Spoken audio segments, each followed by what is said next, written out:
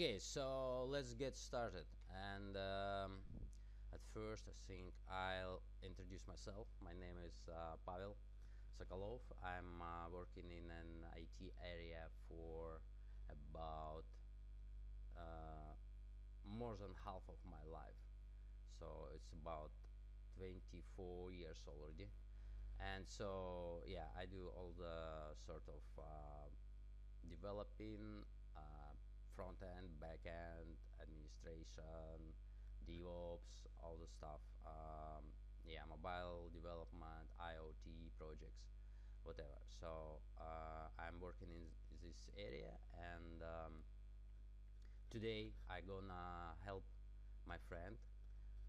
Basically, yeah, it might be quite interesting example of refactoring some spaghetti code, so-called spaghetti code, and this is a live example of it. And so, yeah, my friend, he started studying programming, and here is quite often situation when newbies stuck with some very basic things, like they uh, jump in the course, uh, complete very quickly some basics. So they understand some basics of algorithms, some language constructions. They study in DOM, document object model, for programming, for web programming, for JavaScript. And basically they have some all the basics, they already get it, but without experience, without picture of nice built application. When they start making something, very simple tasks, due to lack of knowledges, they start creating quite entangled code, very very heavy, very complex, with some strange constructions. And yeah, it's just very quickly it's turned into some spaghetti code. So called spaghetti, it's programmer jokes, joke, one of the joke, like meaning that everything just entangled like some mess of spaghetti.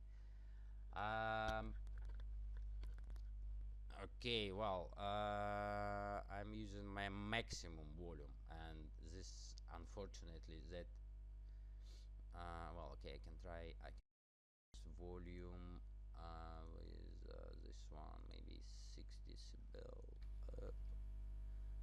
like that. Maybe it becomes a bit more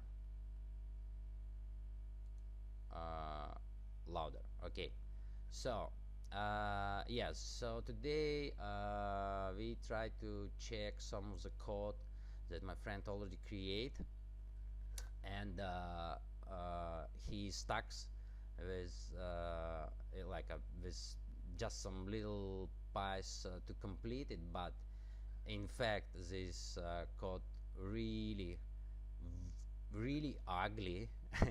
I wouldn't say, I wouldn't lie. So that's it. And we try to go through entire code and check what we can do, how we can fix it, how we can clean up, how we can rebuild everything. So yeah, let's check it.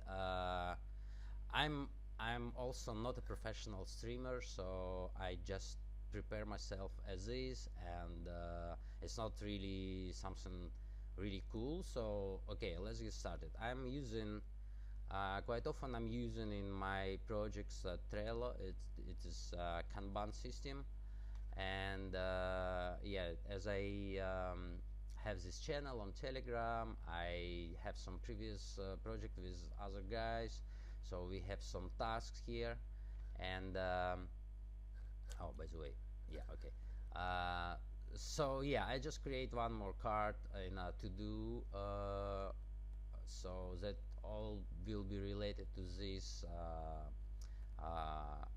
GitHub repository. And yeah, so basically just some convenient way to gather all information that we need, and yeah, so we can share it, we can edit it together, and like yeah, if users using Trello together, it's quite it could be quite efficient to complete some projects. So basically yeah, I create some plan. I already talked about the newbies mistakes, and it is, yeah, it's quite true plan what we should do. And as well, I attach this picture that I made about some program structure. So this is quite simple thing. I quite old school, and I just like to use paper and pencil, just to make some very quick draft of something. But still, yeah, I like as well to store it in some system where everything digitized and not just disappear. So yeah, here's a scheme about application. So application represents some sort of CRM system where we have clients and their addresses, and it's a very minimalistic application just to manage these clients. Like I have some CRUD, create, read, update, delete operation on it. It have in this repo there is backend with a very simple implementation of backend functions, and yeah, so front end part just requires some some view for clients existing in a database, options to add new clients, to edit, to delete. It also should be shown in a model window, and then clients also have additional relational data as contacts. And yeah, basically that's it. I still didn't check entire code, and I think we do something on the way because it was so complicated. So we start at least with something that we have this client list in our API backend, and we can get it on the top level of our application. So at first, in the first point, I set up program structure theory and overview. So quite often when we create a program, we trying to split our data and code itself that handling this data. So quite often when we just start program, we in the top of the program, in the top of the part where we can put our code. I mean, in JavaScript, it just could be tag script or internal file, or it might be some in some other system it could be like some just a code snippets, whatever. But we define some data at the top of the program usually. So when we just open program, we already can see that we have some data we will operate, and yeah, it's just very convenient, like as the first thing what you see when you open the program. So now we can jump to VS Code, and basically no, this one Trello, we for a while, yeah, we turn it off, and basically we can check now code of the program. So I'm using VS Code, and yeah, it might be other IDE, and I think most of the usage of IDE quite common. I have this part of code. I think it was just for example when I trying to help with this last part for my friend, but as well it's just some ugly code, and for the moment I remove it just to not to have anything in any changes in a git. Well, okay, I think it's still showing something, but it's I think only end lines. Well, where is it?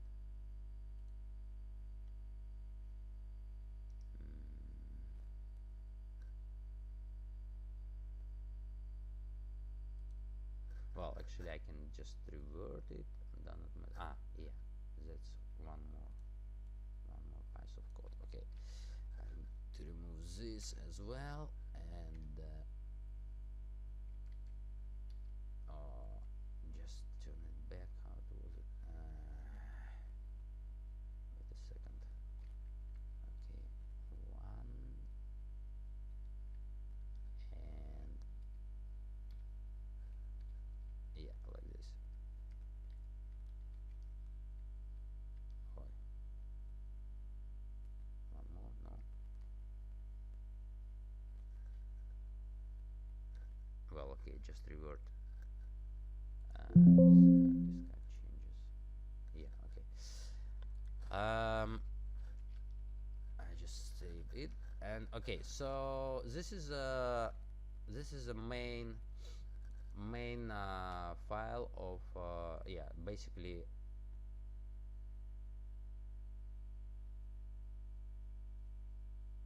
all the code of application which we plug in a index.html. Yeah, here src js main.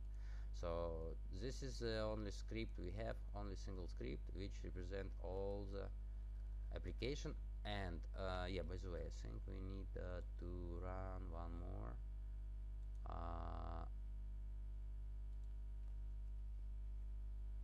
application. We just need to start backend crm backend, and now there was yarn dev, for example. No, oh no, wait a second, there was a node index. Okay,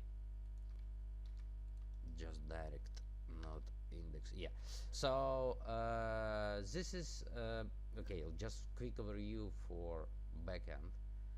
Backend is a simple Node.js application with using plain JSON file as database. Then it has all these routes defined. Where is it? Defined to, yeah, handle all specific paths, and it's very simple. It's not really a nice backend that it should be, but for just a minimum for minimal data handling, that's enough. And basically, yeah, that's all it have. Just few endpoints for clients, for editing clients, patch. Yeah, so basically all the thing, all the CRUD operation, and list of all clients. That's it. So when we run it, I'm using WSL, Windows subsystem for Linux, and yeah, so I just run node in directly inside WSL, and we have this localhost application running, so we can open it. And oh, wait a second. Yeah, this is our backend. API clients. Yeah, okay, so we have some data there. Oh, wait a second, why I switch it here.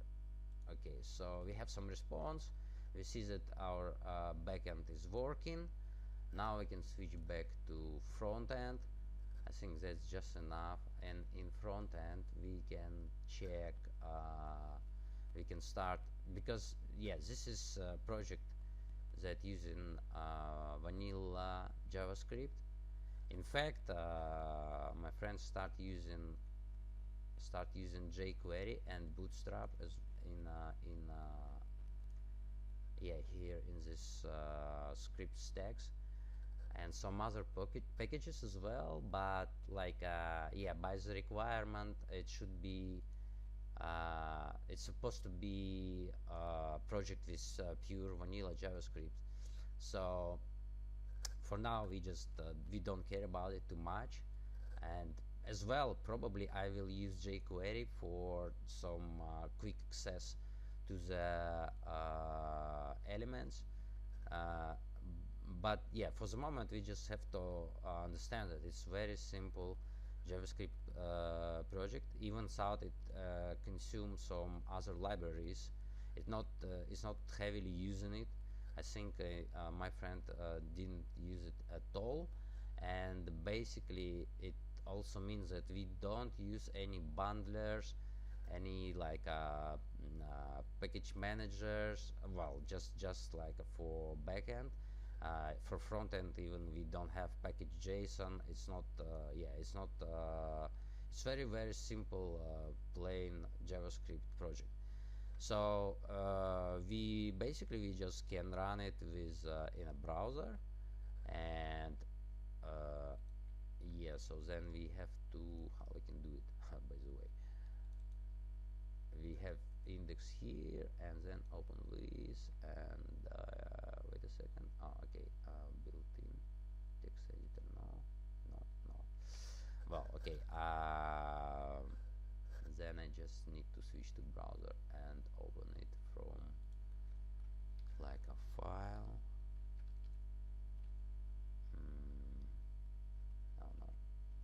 No.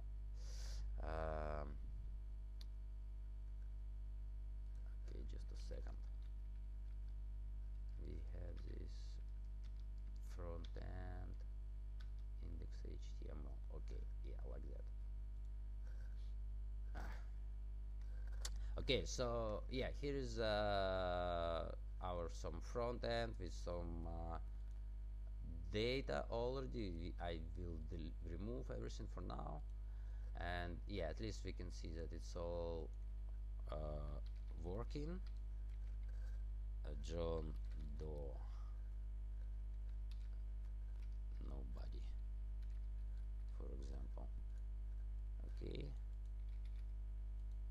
Okay, so yeah, this is working application as well. We will use inspection heavily to check all the things here. And okay, so let's start with let's continue actually with our main JS file. In okay, so index.html contains some reference to these libraries. It's mainly for styling. Then it has on single main JS file, and in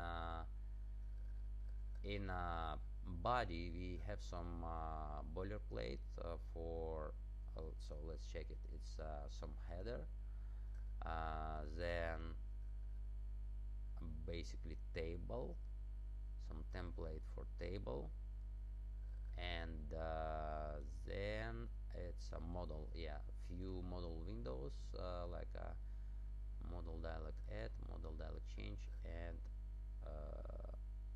one more, delete. So 3 models for basic operations. Okay, so now main, and this is very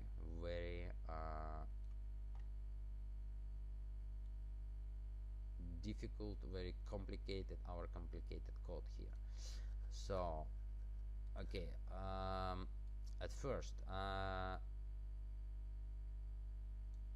we can see that this is so-called IIFE function when we define it and call it in the same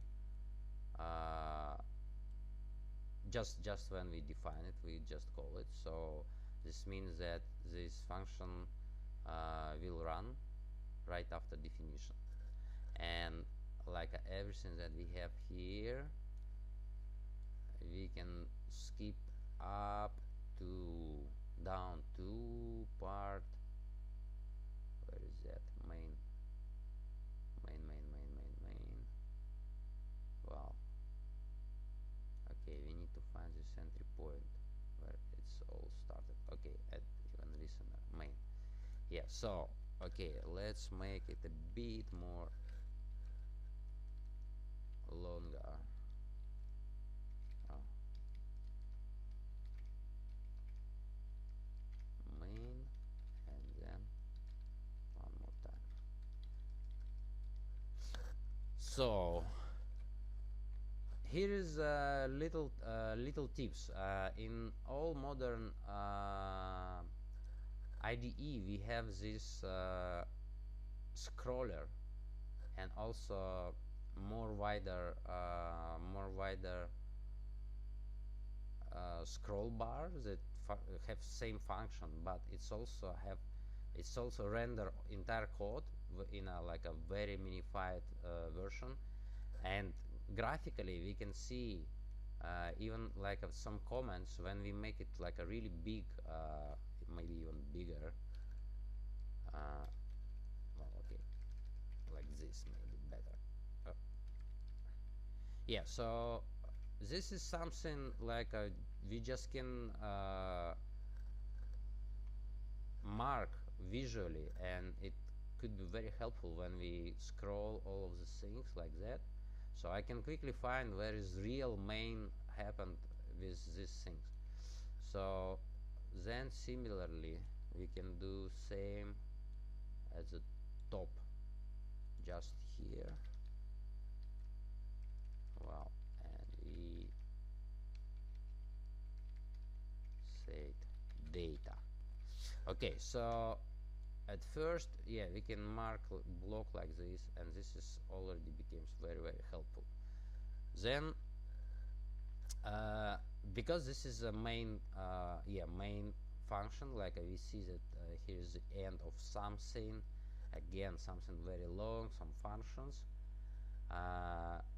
We can suppose that here is real code starting, and as well here is a single piece of code.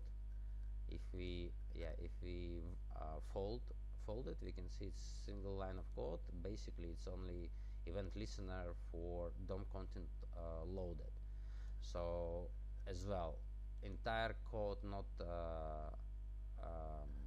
running directly, but waiting for this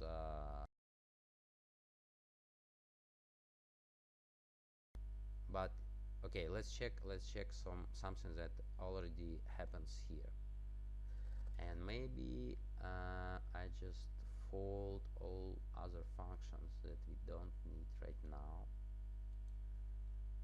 so at least we can, yeah, this folding, it's a very helpful thing, because like when you see it's also, by the way, should have some hotkeys like to jump to the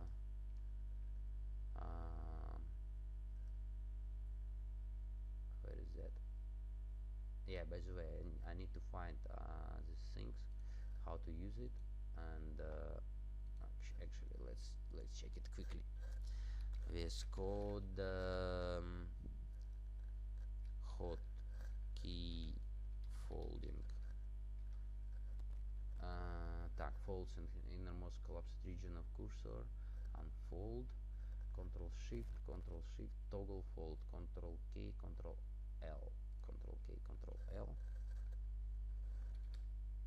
Oh well, this fold at top level, but we need only this one. Where is it? Yeah, Control K L. Oh, okay. Yeah, so Control K L can quickly fold functions like this. It's might be very useful hotkey. Okay, so basically now we can see that there is 1, 2, 3, 4, 5, 6 functions only and main code. And I think yeah, well, we even completely skip some of these functions in a process and never use it. So yeah, okay, so let's start from the beginning. Okay, so yeah, one thing, data is something that we define at the top level. Here we see only two constants. Actually,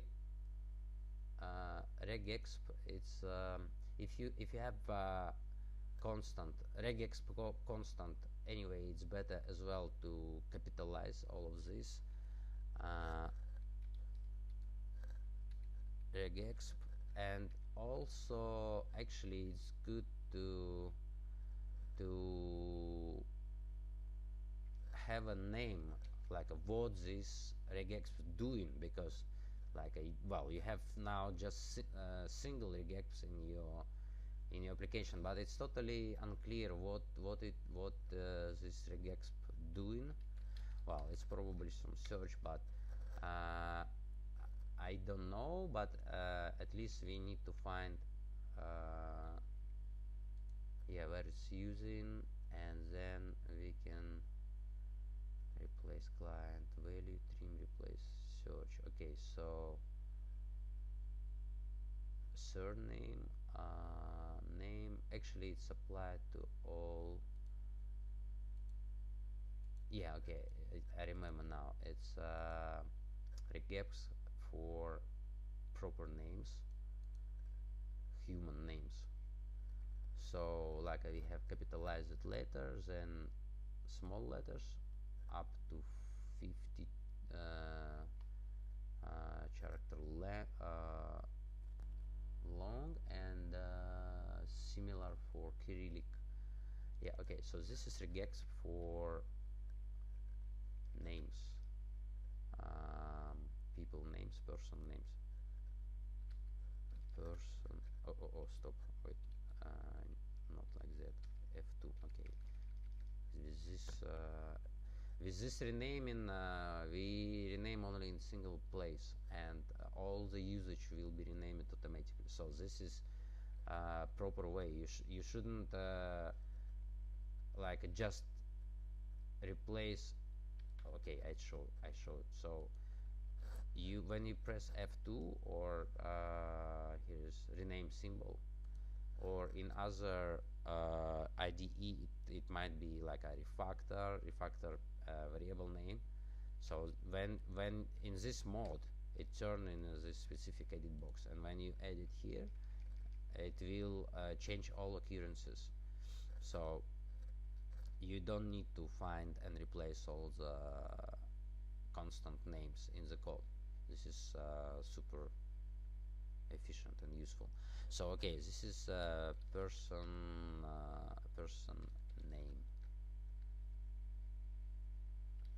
name, regex person name. Okay, let it be like that. Okay, so now it becomes a bit more clear. Then for URLs, it's also quite often practice when we have actually server, well, base URL, and then we just have it like that, and then I think if we can use data string patterns, then we can check it, make it like that, and server base URL, yes, I think so. Then, by the way, we can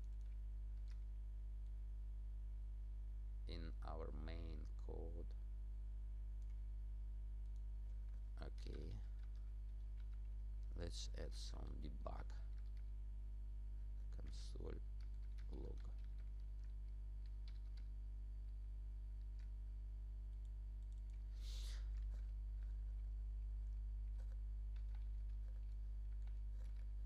Okay, so we can jump now to the browser and oh wait a second, here rerun everything and check our console. Okay, yeah. So here is a very quick test, like what I add in VS Code is this console log, and I check that our constant was properly substituted. So let's return back to the code and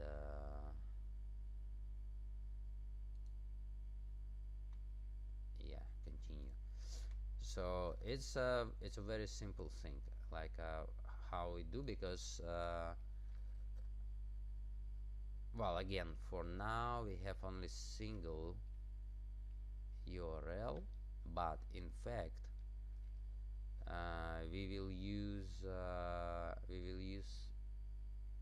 other URL for other endpoints.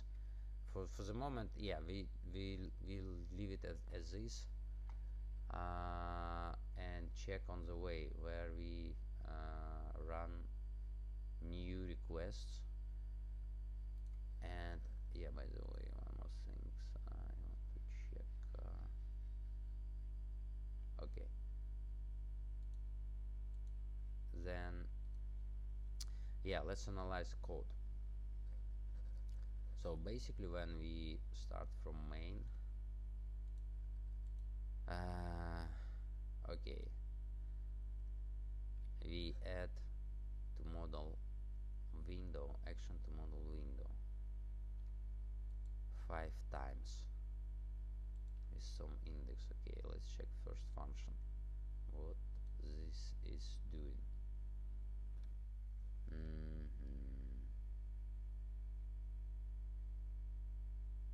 Okay, it's using another function.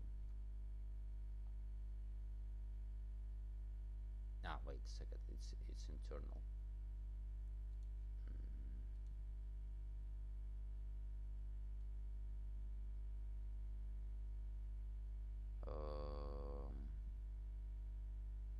Tag action to inputs. Okay, so this is our lovely super long functions. Tag issues when KL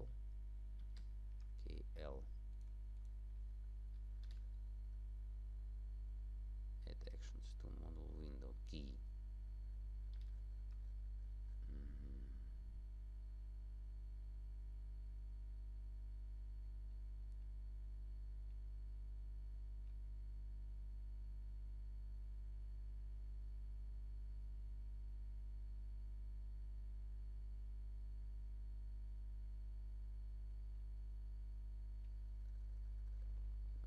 Wait a second. Okay, function to model window, and it stops.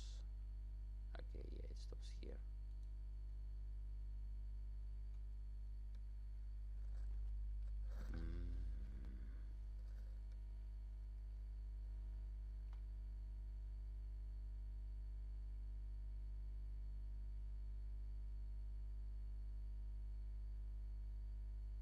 Okay, so this is very weird function. We call it 5 times, and basically the main thing happens here in this switch, because this as well, yeah, this is just in some internal functions created inside. Yeah, okay.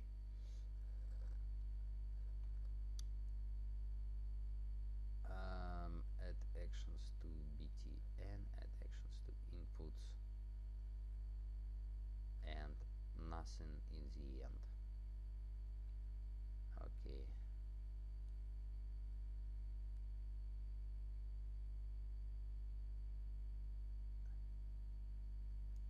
what we're making here.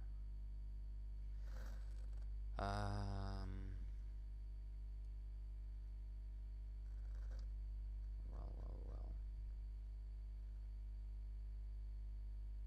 where is it?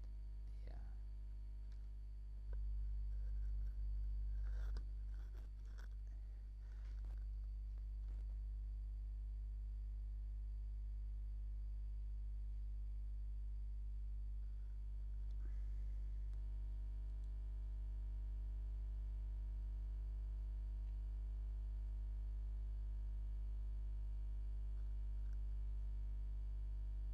Okay, so here's, yeah, as well, here's mixed jQuery,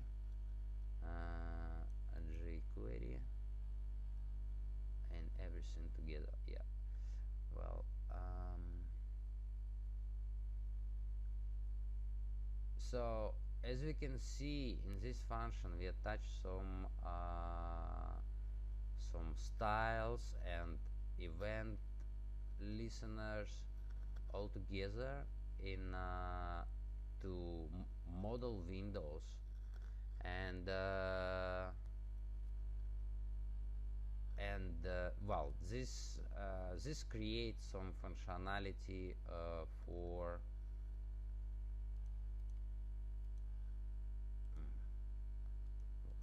how to fold this.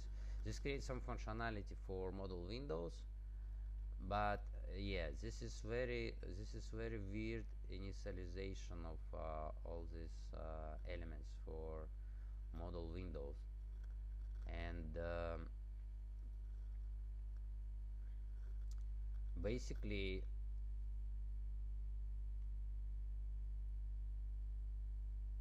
it's better to split all initialization for specific inputs in separate function, and don't make this switch on a key which is integer and just running in some loop here in the main code. It's like it's a really very weird thing, like what this index means. Like it means only what you know, how you define it into the model window, but like for people who just start looking at your code, they completely have no idea what this integer means in is it possible to use other way? Can you send integer 6 or 0? What happens then? Like this is a very strange approach.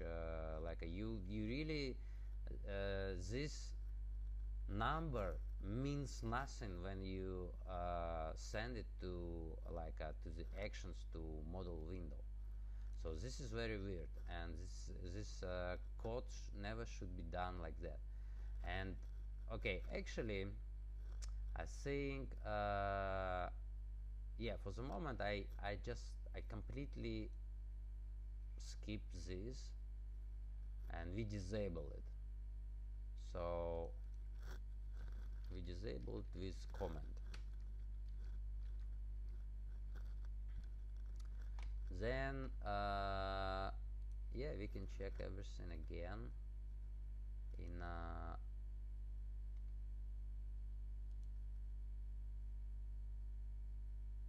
well, in front end.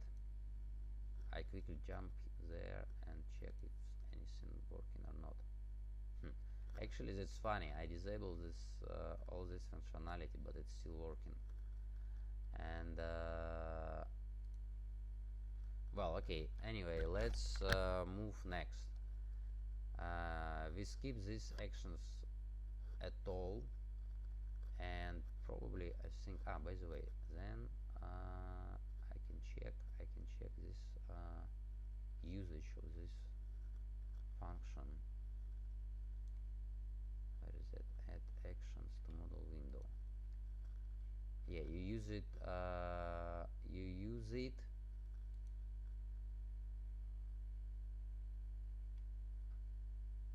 Okay, few more times in other function add actions to model window.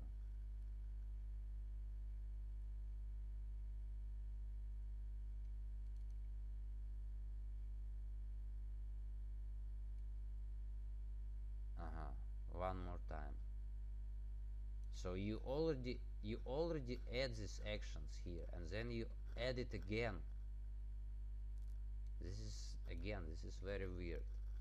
Well, okay, I think I will just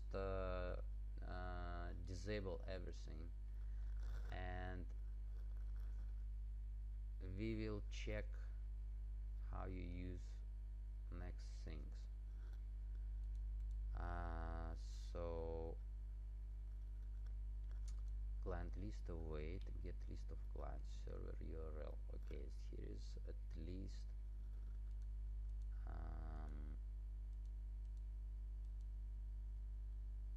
what the hell.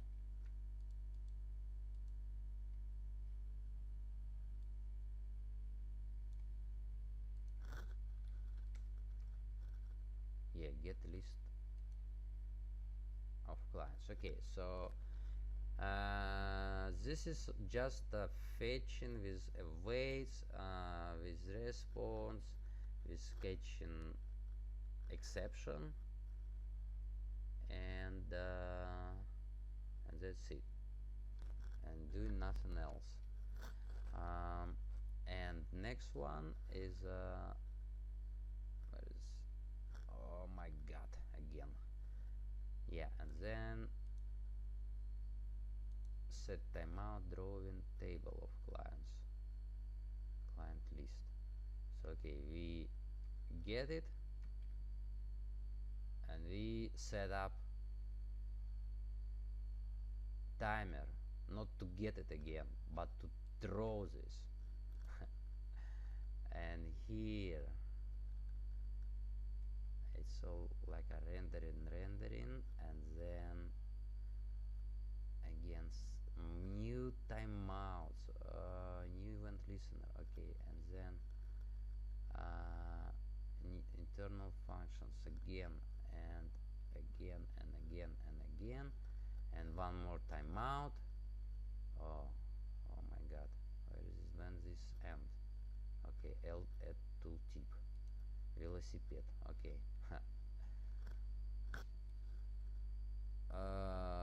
So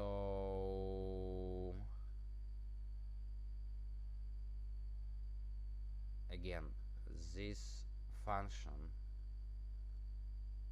supposed to be drawing table, but this function doing not only drawing, it's do all the things, all the event listeners, all the yeah, some additional styling, some new elements, something again added. So, and tooltip as well. This is very weird, so I will disable this as well. So okay, we will not have drawing table, we will not have these things, and also no actions. So yeah, as you can see now, I comment all of this piece of code.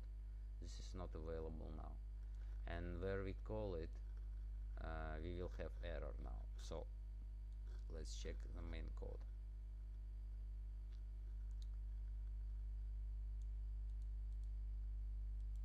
Okay, so this shouldn't work and will not work. So okay, let's say we need these clients, and we need to handle it a proper way, so how I mentioned before. So let's create some, very quickly, let's create some function which actually will pull data. So just before this main, yeah, I remove for now this. We made fetch, we will make fetch,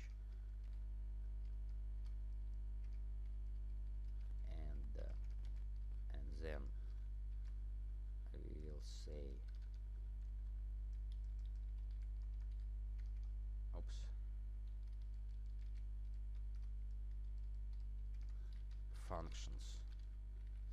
functions. Well, let me check. Okay, we have functions. Let me move these things, and as well main. Yeah, I just little formatting, add some little formatting. I forgot there was, yeah, one spaces. So okay, so here will be our functions, and it's some boilerplate. It's just some how you say, basically some copy paste from MDN network, like how to use fetch. And yeah, so here's example. And as we define this server URL, now we can reuse it here in our function. Normally it's also better to pass URL as parameter, but yeah, it's our main poll function, so we use just URL for client list. Then yeah, I have few more functions. We will talk about it soon. So yeah, here we can handle our data somehow, and let's create client list variable. So that's what we should have at the top level, somewhere here.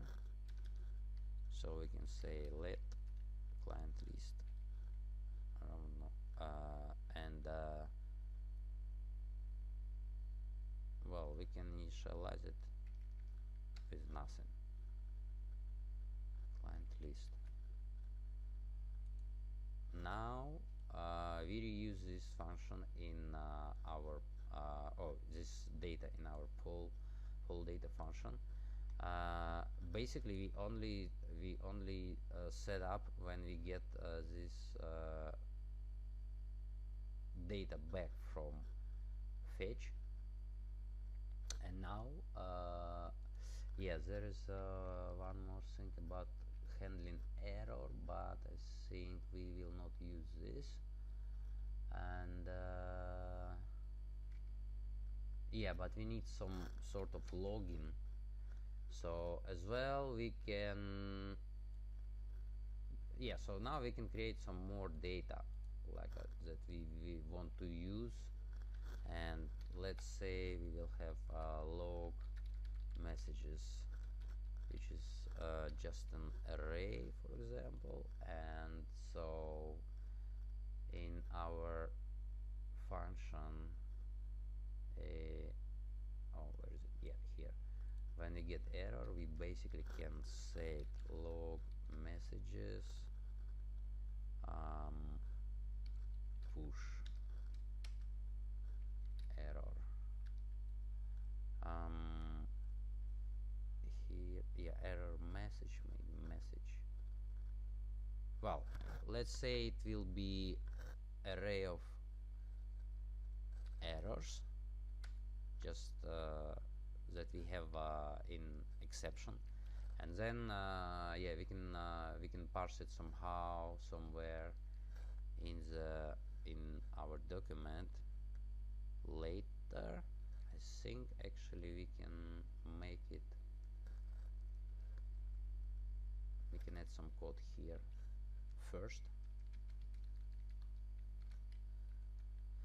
But yeah, I'm not going to create it completely dynamically. So let's say we can have we have this our main, right? But we can have after main, we can add some more tag, like a, oh, by the way, header, body, header, main, yeah, main container, or just before main. Yeah, okay, we can add here div, and for example id log messages. That's it. So now we basically can find we can find this get element by ID. ID, we set ID log messages. So now it's a div. We can append child. Yeah, okay. Basically, we can append child just by, for example, we want to see our last 10 messages. So we can log messages for I equal to 0, I less than log messages.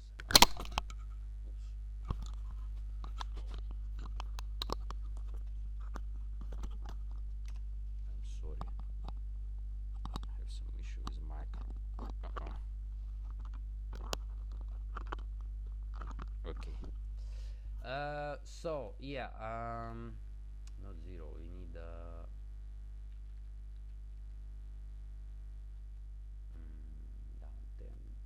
10, from 10.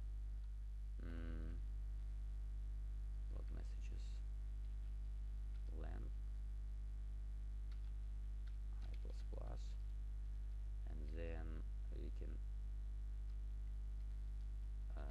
pair remove child, append child. Oh wait, remove child, remove, maybe there is, yeah, okay, child, nothing else. So we clear child, then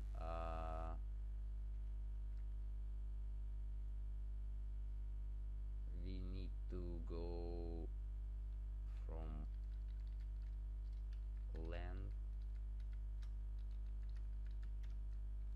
minus 10. Wait a second. It might be, yeah, we can have less than 10 errors initially, so we will go out of the okay, we need cycle for actually again push. When we push we add, we not append, we push, right? Okay, well, let's check, let's make it simple way first.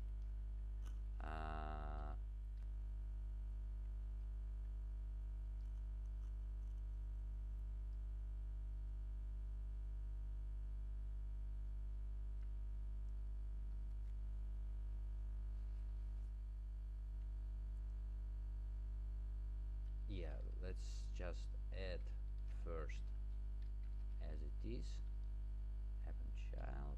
Okay, create text node error message, well, not error but log messages I, yeah, okay, that's it. And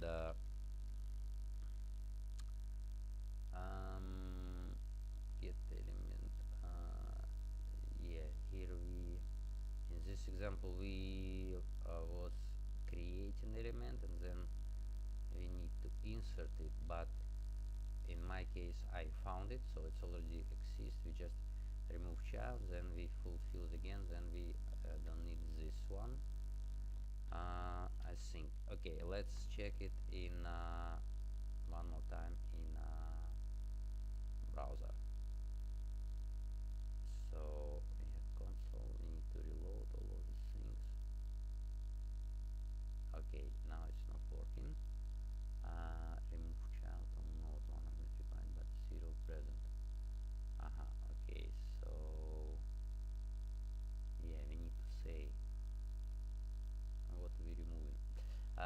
Okay, there is an error. Let's check it.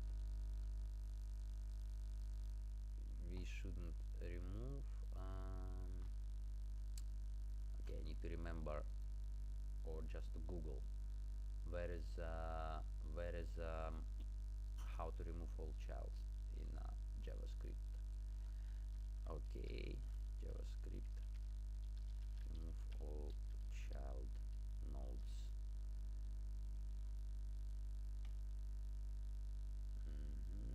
Get element. Let's quickly search for this and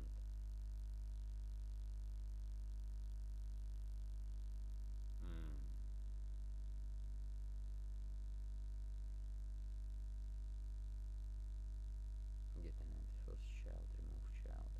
Okay. While node.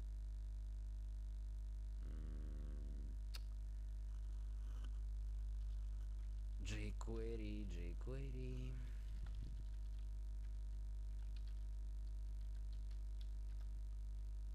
Empty. Well, okay, empty. In a pure JavaScript, they said you need to loop while loop in a while loop with using first child and then remove child, passing it as argument. But I think it's not really nice. Not really nice.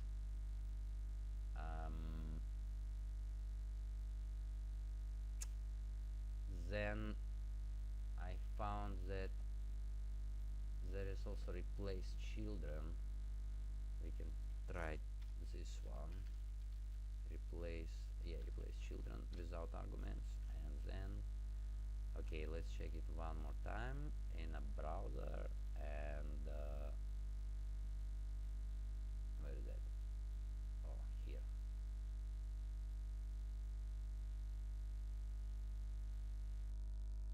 Okay, console. I is not defined. Wait a second. Oh, sure, I forgot to say let I. One more time. Okay, now it was working, right? No errors. Yeah, no errors. But there is nothing changed. But we only add this new log message div. For the moment, there is no any errors exist. But if something happened, we will add it there. So yeah, as well, I'm now just walk through all the log messages, but later we can make it.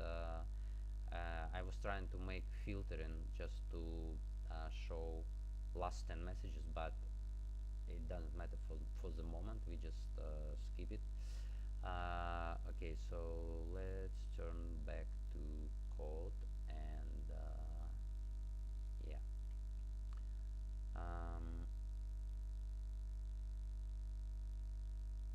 So okay, we as I said, we have this poll data function, and in your case, in the case of original code, there was just a call to the network, and then some very weird heavy function that redraw everything and create all the elements and events and everything else. But then we have something more. Again, more listeners added just after everything.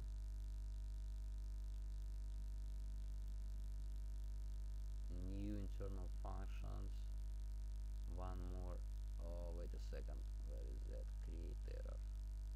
Okay, I need to fold it again one more time. Fold. Oh, so this is event listener. Okay, for submit. And one more for cancel. Yeah, and one more for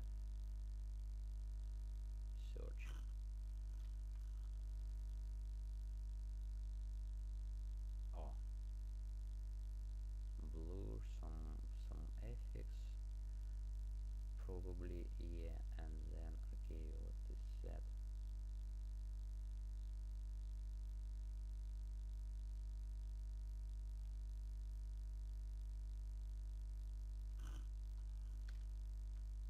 Okay, let's fold for now like this and then check again.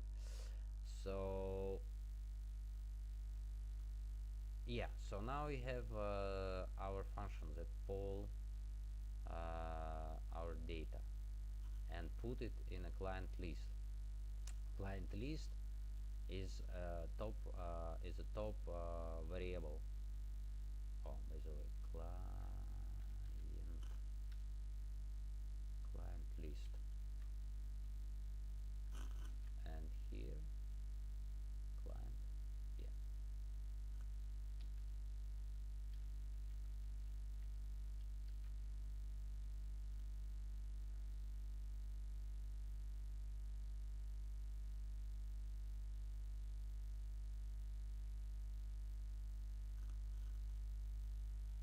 Okay. So this function only makes single request to the URL, return data, or return some or pushing some error in our log messages, and that's it. So we can say it now, poll data, call it one time, but that will be only single call to the API. If you check it one more time in a browser, yeah, I can see fetch from the main that got data, and for the moment it's not used anyhow. It's just showing spinner. So now if we want to put it into continue like some continuous polling, like a really just continue to poll this data, then we create, instead of single call, we can set timeout and then poll data. So this, and yeah, this number of milliseconds required to call data again. And for example, let's say, because we have this polling now, client, let's say what client we have, client list. Okay, so again, let's switch to our browser and reload it. Wait, reload.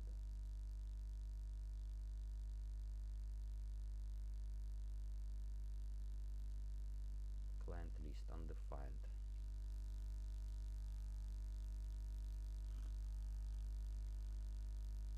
One, two, three, four, five.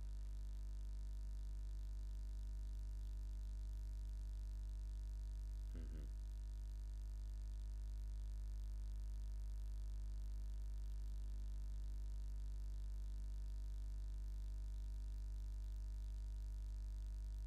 Okay, so now we see the code that was running, and it not get any data. So let's debug how we can check what's wrong.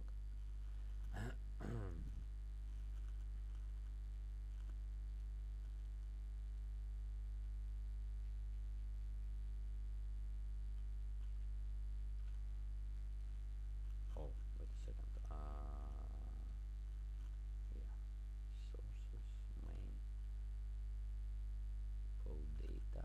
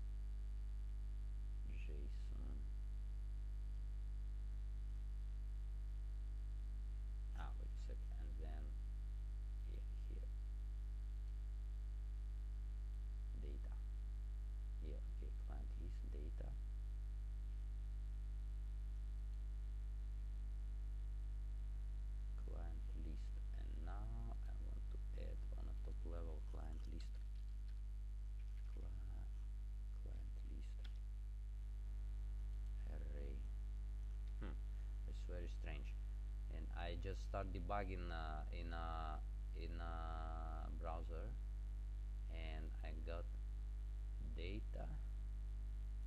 So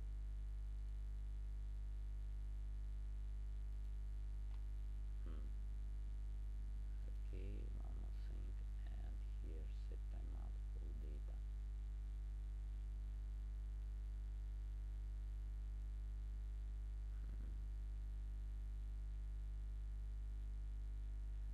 Wait a second, set timeout. Okay, we need to check one more thing.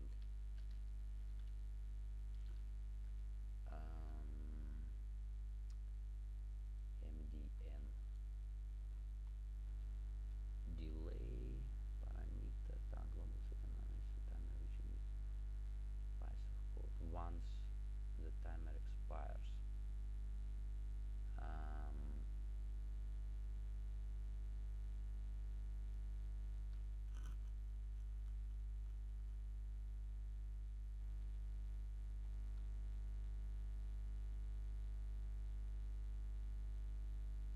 Well, yeah, as I remember, set them out is called only one time, so that's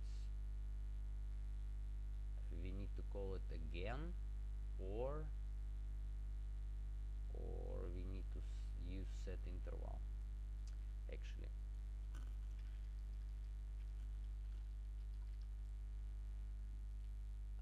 Let's check it quickly, and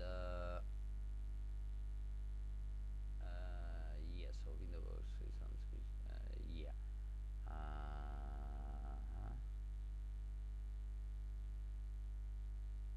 Yeah, exactly. So set interval. Okay, we have to use set interval instead of set timeout. So this should called more than one time. Okay. Okay, JSON client list data. Yeah, and console. Okay.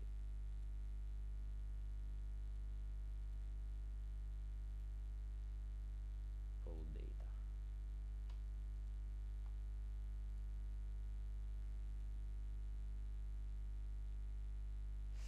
Okay, yeah, I just make it. I will show you in a Trello. So basically, now you can see we have this client list. I just change to set interval, and we have this polling data coming. So this is real network request. Yeah, just like continue to fetching every 5 seconds. So this is this is the core of application for now. This is something that already working in the background and bringing out some data, and we can move next with even with optimizing these things a bit.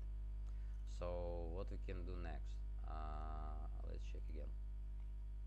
So now we have this poll data, and we get this client list, and we can reuse it. So we can repaint our table, but before this I want also to add few more variables. So at first we can use a variable that we will show our status that something is happening. So basically it could be something like is loading. By default it is false, and so yeah, actually we have this spinner. By the way, where is that? Inspect main container. Oh, no. Where is the spinner? Spinner.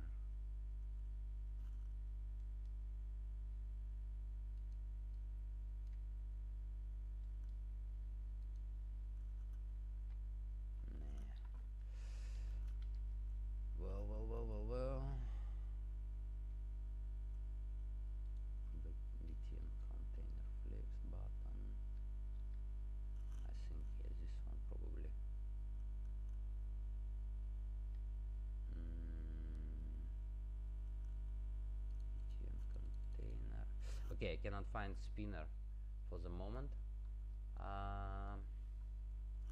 Let's check it here. Spinner. Okay, this we already spinner border. Oh, okay, at least we have. Okay, spinner border. So by default, this is what? This is display none. And by default it's showing. And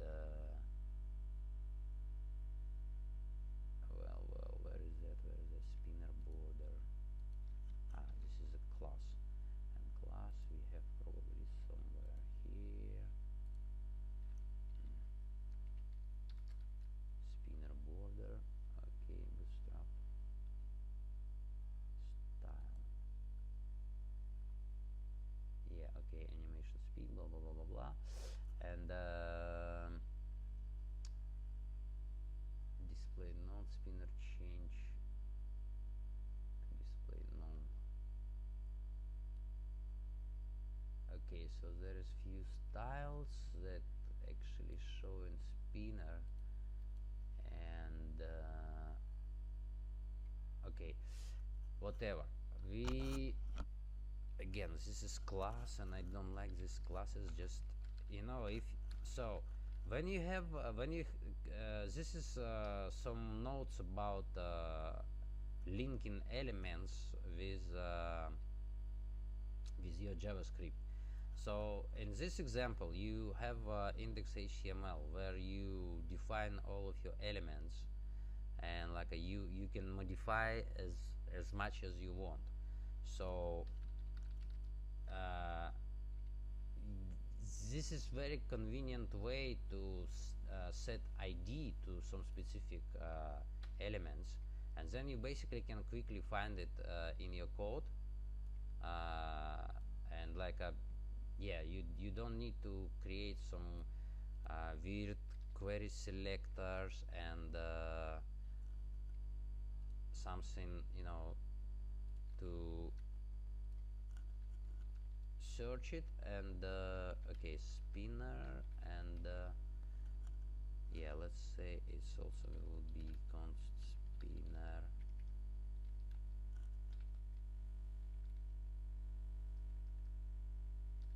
Actually, it's even better to have like this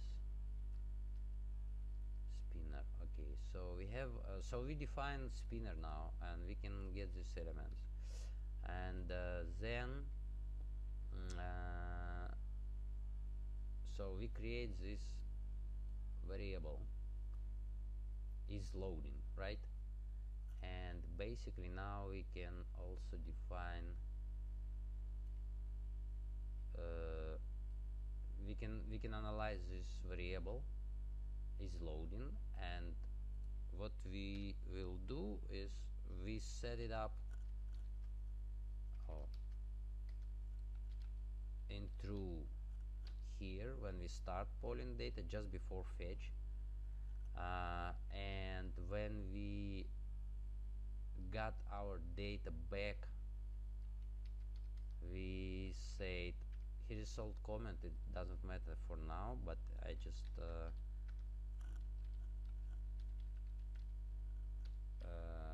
I explain it later. So yeah, so we set it in true and remove it, and yeah, set it to false when we finish our fetching our data. Actually, I think we also have to set it up to false even after catch. Let me check if we have some errors. Yeah, we anyway, we need to drop the status back, so it's not loading anymore.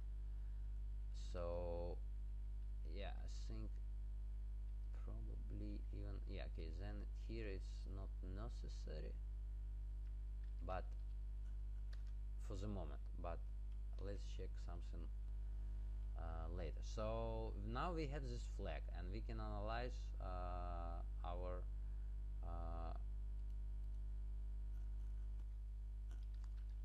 status and show spinner every time when it's changing. So basically we can set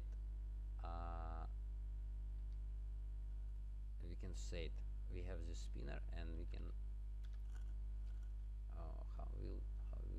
how did you do that things?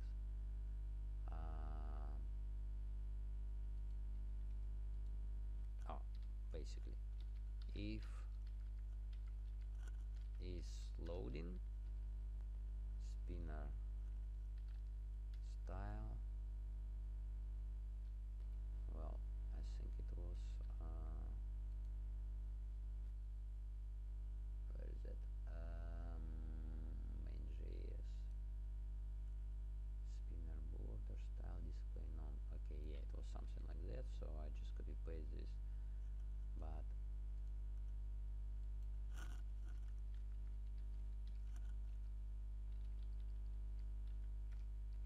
display none, and otherwise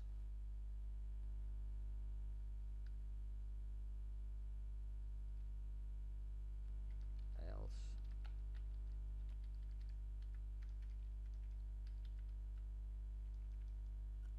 block, for example.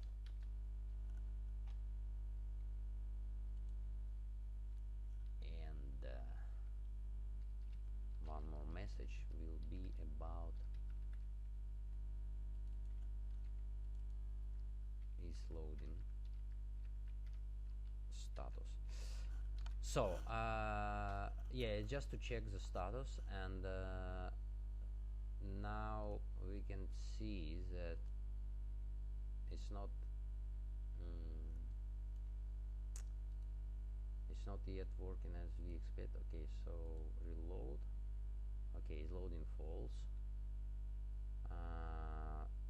Then client is undefined first time,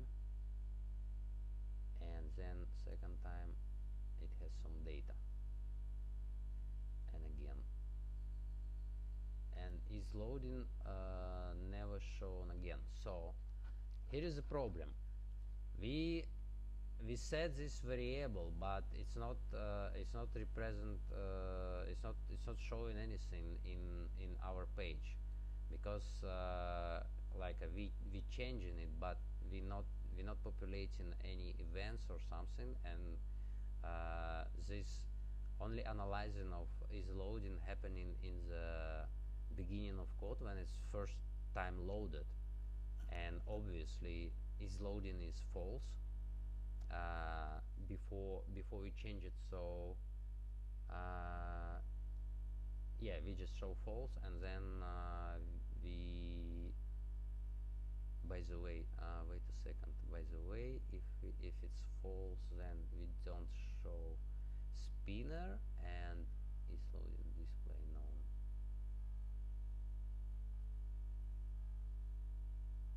Yes, so we need to reverse condition if it's not loading, and one more. Oh, yeah, okay, yeah, so now it's not loading, so we hide spinner. At least we see that this is working. But yeah, when we have next request to the network, we see that we have requests, but nothing happened to spinner. So this is not yet working, and now we can check it. We can go further. So we not only we don't need to change spinner style here only one time, but we need to change it every time we change loading as well. And so here we come to another idea, to have so-called getters and setters. Like basically we just need to change boolean value of single variable, but we can see that we want to have some extra actions every time we change it, like we want to change this spinner style, right? So for example, yeah, instead of setting direct value here is loading, right? We can create some function again to set this loading state, and so we will change it to set is loading true, and here set is loading false. So yeah, now we can actually even hide this variable, but because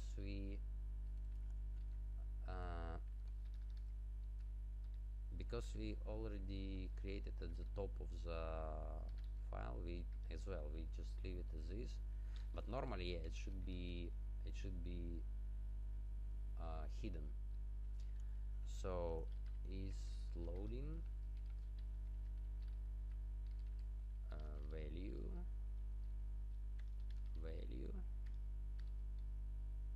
and now we can add this part and as well spinner.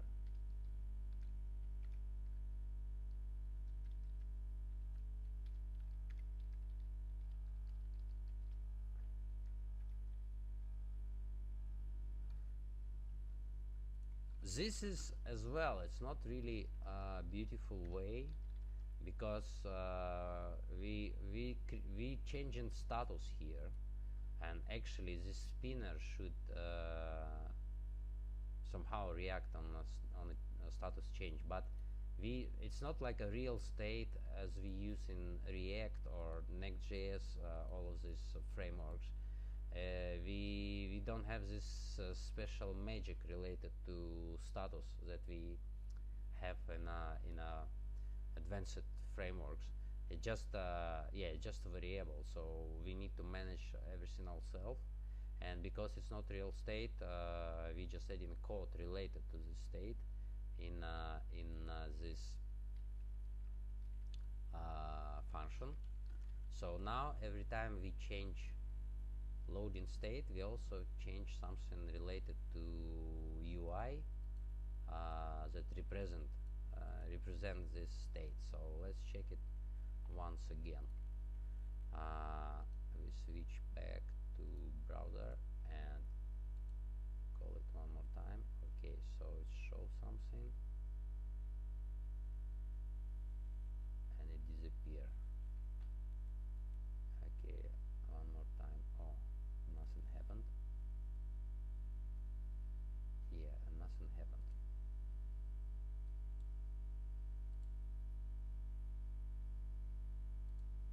Okay, let's check.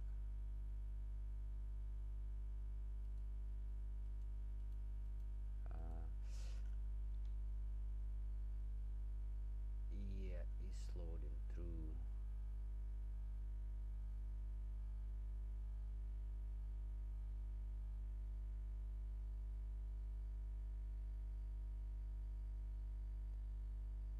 By the way, and spinner, yeah, I can see spinner.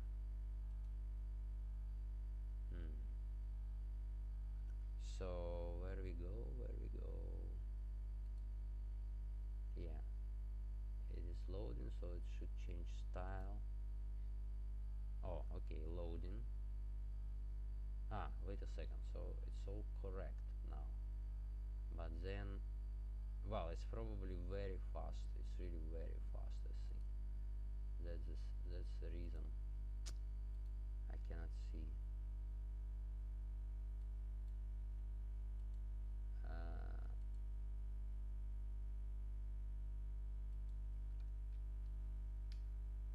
Okay, we can change interval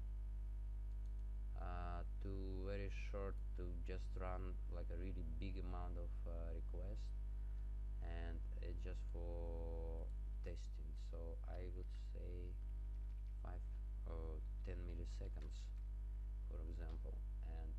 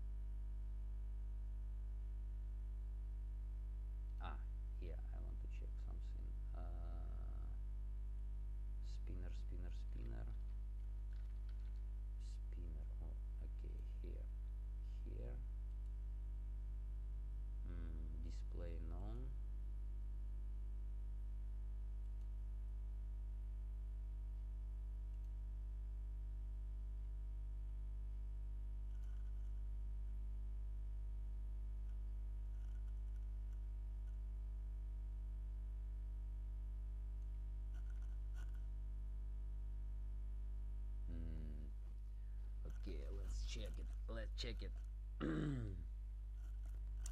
We getting spinner if it's not loading. False. Yeah, we set it up to not display none. Okay, that's it. That's what we see. And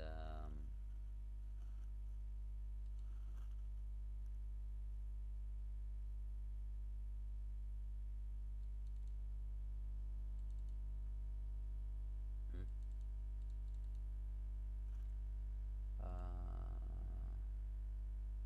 is loading.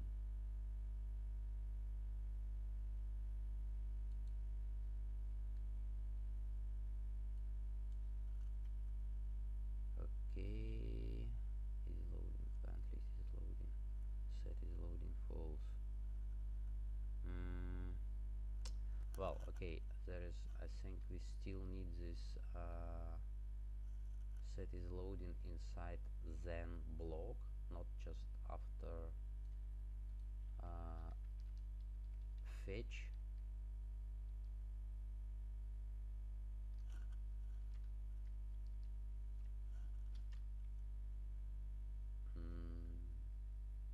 Yeah, actually it shouldn't be after fetch, of course, because it will be called immediately after fetch. So actually I will add it basically just to catch block, but not, yeah, I think here. And yeah, well, now let's reload it. Okay, one.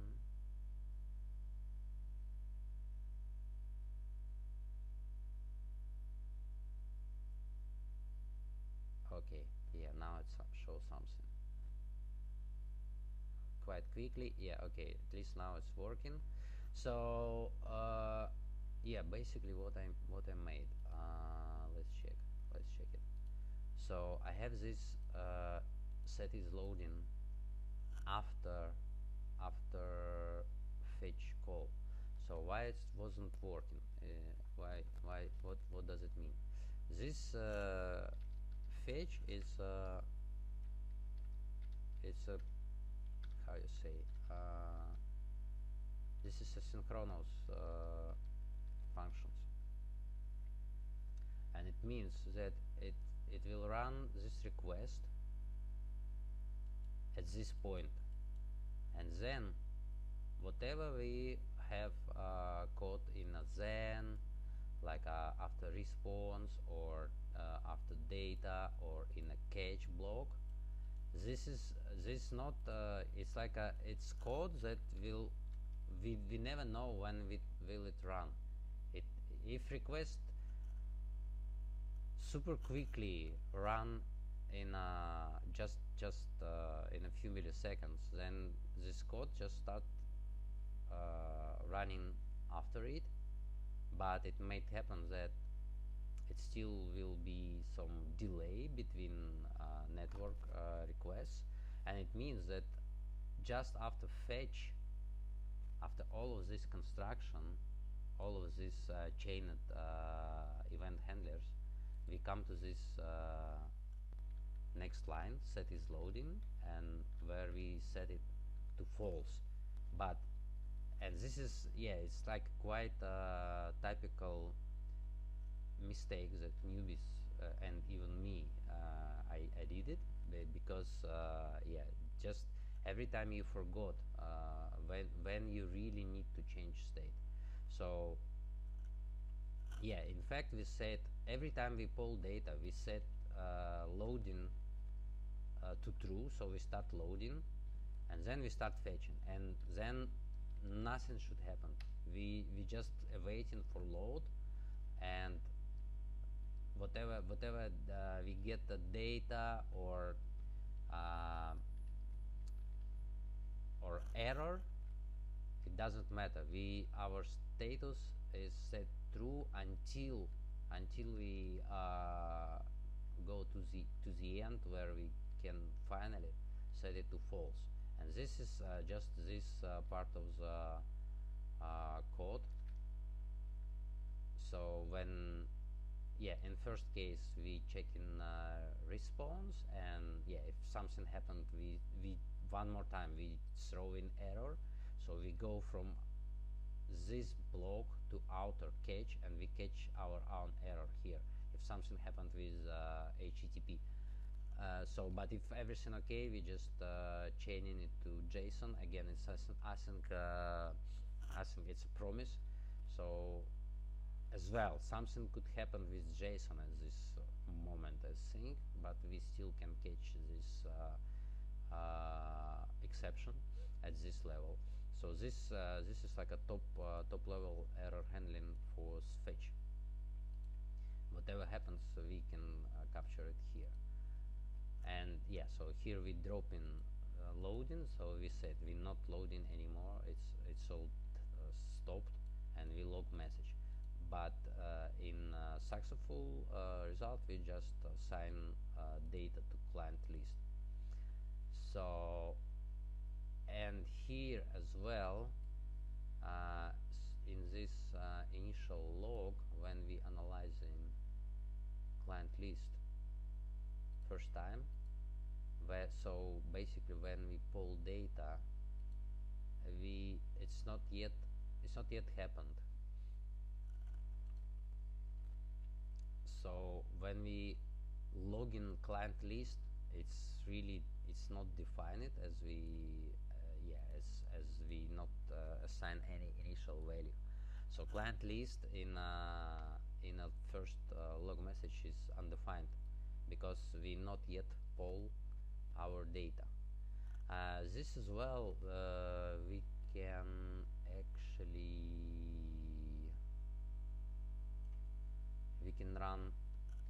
we just can run poll data one time, then set interval and run it again,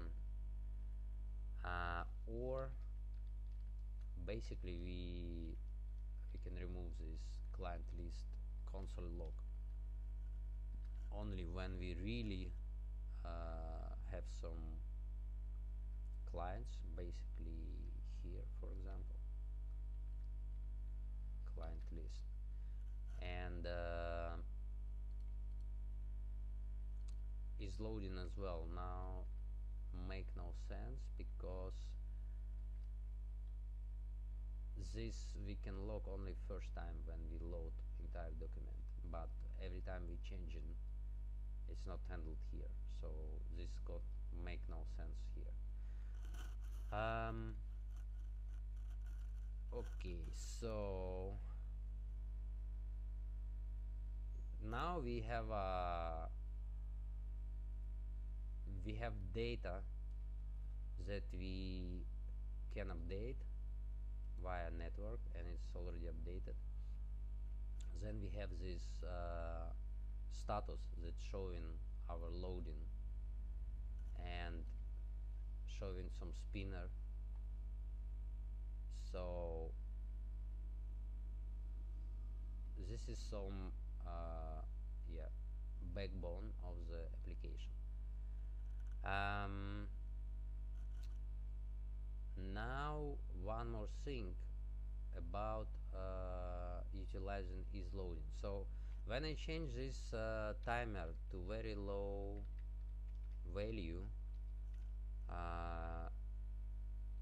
we can see that in there is just a huge amount of requests. They all queuing, and they all waiting for data. So normally, if we have a quite big timeout like a 5 milliseconds in a normal network connection, it's enough to handle next request. But if still we want to have some quite often, like for example, we can poll something in a 200 milliseconds, like, or 300 milliseconds. It's like a 3 times per second. It's quite often, and sometimes it might happen that just like with a super small value, it can be handled by browser so fast. So in this case, as well, because we have this is loading flag now, we can utilize it and we can optimize this polling function itself. And so what we will do, we check if it's already loading, then we just return and do nothing. So it means that we will never run more than one request if previous still running. So now we can check. I set up interval to 10 milliseconds, so it's a huge amount of requests should happen now. Now if we turn back again to our application and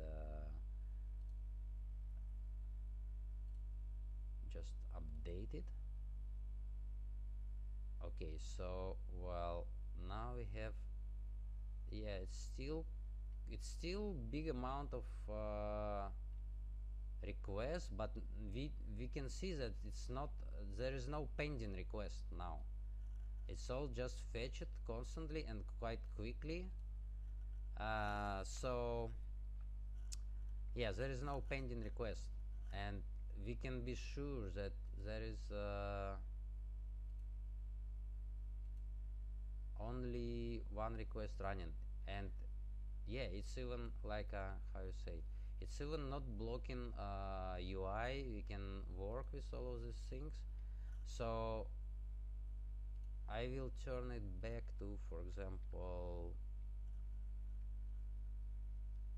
no, actually I just remove this condition is loading temporarily. I comment in a poll data, and let's see what happened now. So this was yeah, just network activity here and console log here, but now I change it and let's reload.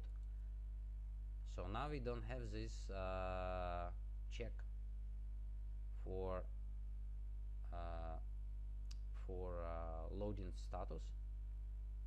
And yeah, now you can see we still have this bunch of huge amount of requests, even more than in this previous case, and they all pending because yeah, browser just have no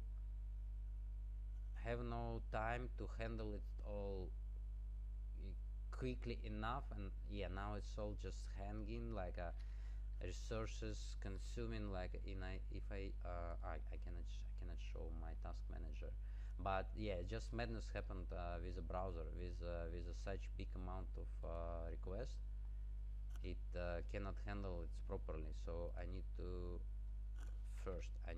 have turn it back, checking this loader status, and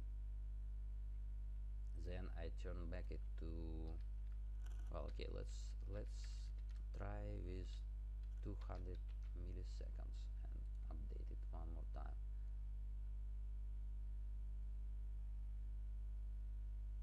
Update in the browser, and come on, okay.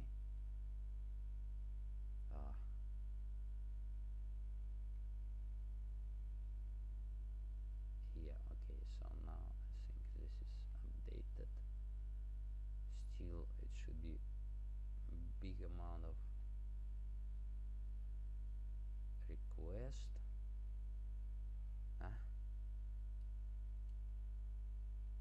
Hello, hey.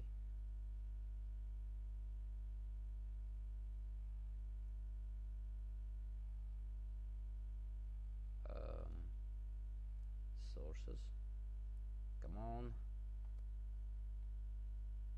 Yes, so where was it sync main and function? Yeah, 200 milliseconds. Okay, so yeah, I think it's a bit stabilized a bit more.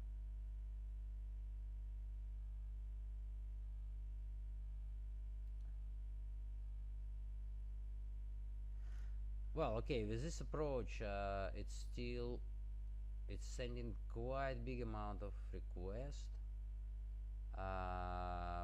but yeah, again, it's still showing some UI. It's not really blocking.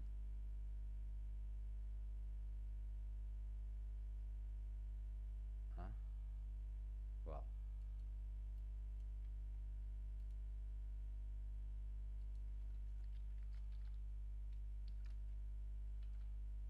maybe I need to reload entire browser. Let me check one more time.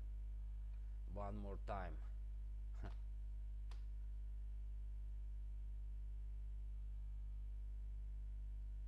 Mhm.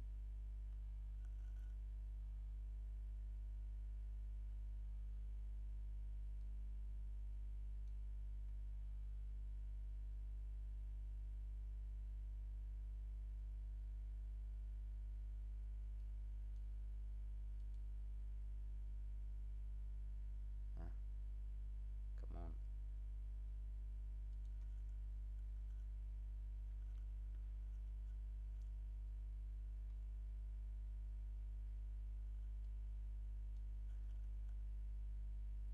Well. Okay, let's check one more thing. Okay, so yeah, now I switch back to 5 milliseconds, and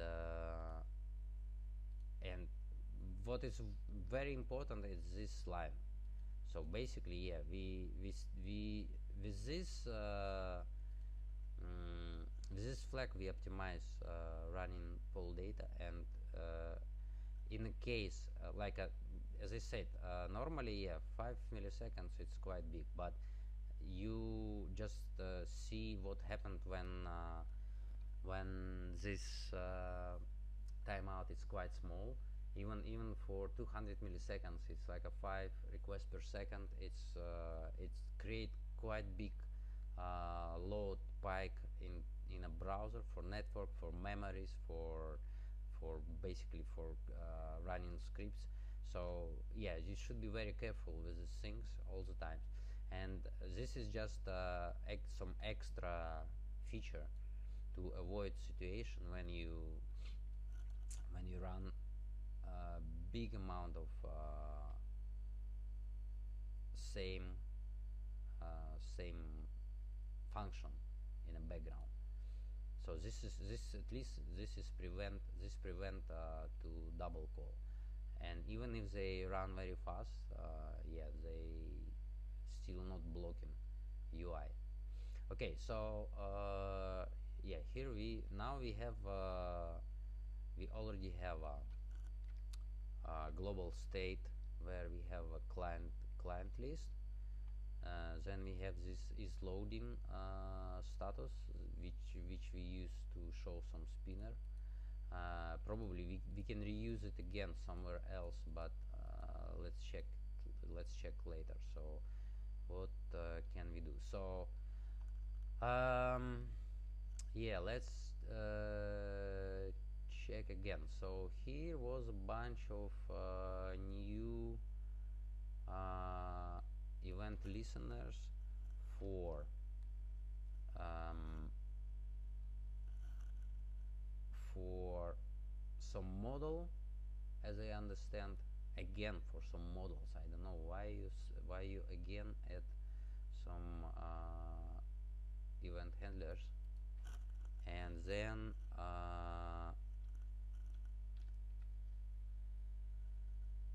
you you also add some event listener to something, to some very weird thing, to head. Yeah, okay, to head. And this, I think that's, yeah, this is these things. Add some sorting, and this is okay, some weird sorting. Get list of clients again.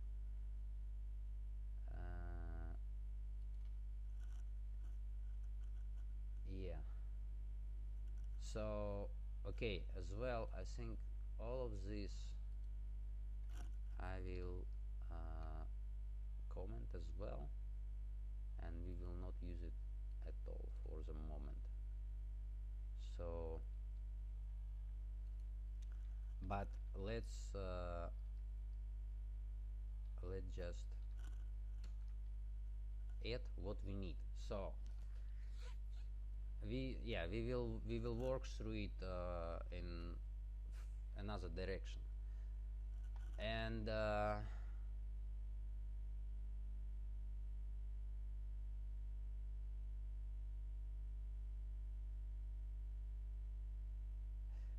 yeah, by the way, about question, I just check questions in the chat. Client list.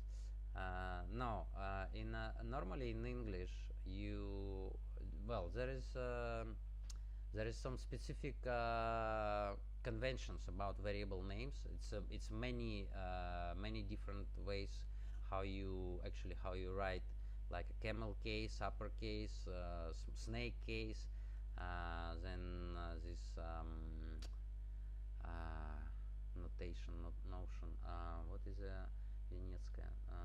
Well, few more notation exist how to write variable, and many different languages use our approach. But when you create complex like names, like client list, so clients shouldn't be plural, because list already explains that it's a list of, it's like a set of something. It's not just one item. So list means that it's like items or list. It's already saying that it's few items, not just single one. And client, it's more like it's working like adjective, not like a plural. So if you have variable just a clients, then you can call it clients. But yeah, you can call it client list, not a clients list. You shouldn't use s in the end. Yeah, it's just like a little remark about variable names. Okay, so let's continue. So basically now we have our client list, and we need to show it in this in a table, and we already have a table in HTML. So table name, by the way, again there is a lot of classes, but nothing about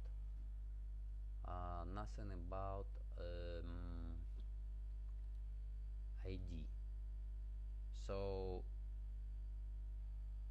actually here is T body, then body background flex,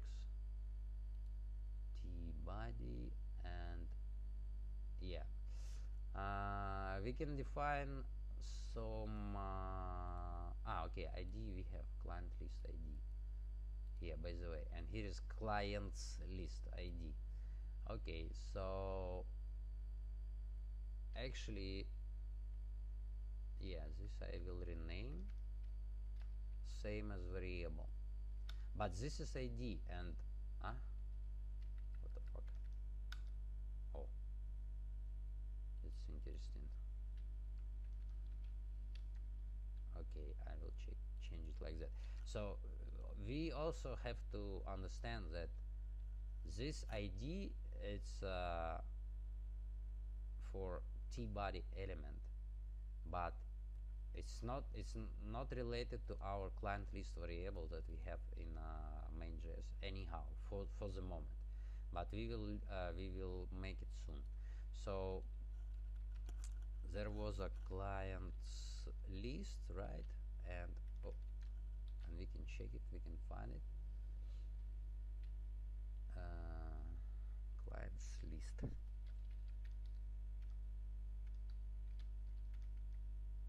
Okay, so, and by the way, so you have this ID here before, it was clients list, but you never use it.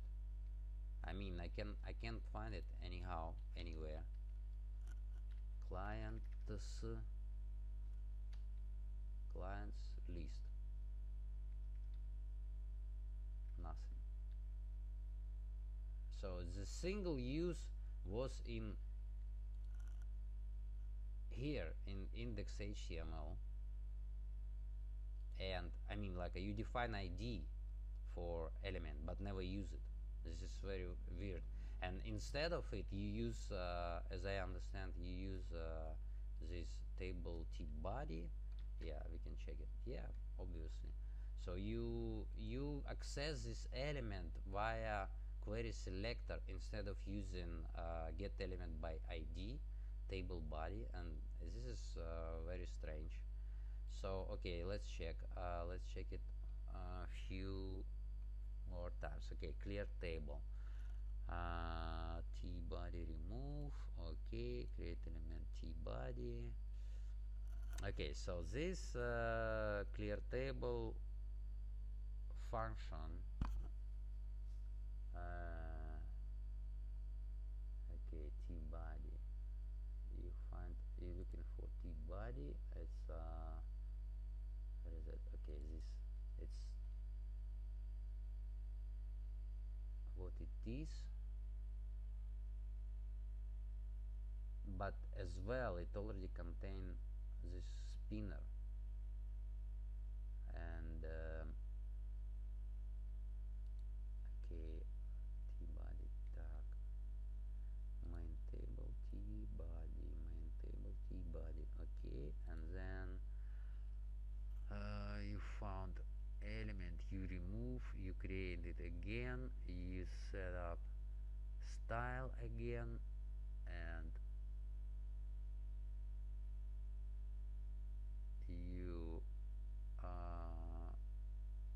wait a second, find it again, and you opened to table. I want to notice table, and table is a it's just a global variable. Where is defined? No, it's not global, it's here. Okay, you search it again. Table, now table. Okay, main table and main table. Okay, so yeah, this is quite weird. Basically, you shouldn't do like that. And as well, clear table. So okay, for the moment,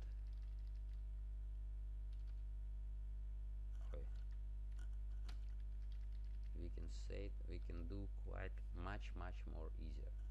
What we will do, we will use JavaScript or jQuery. We will use this. Well, actually,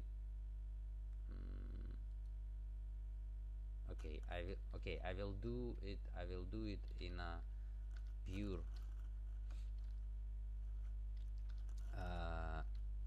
JavaScript first.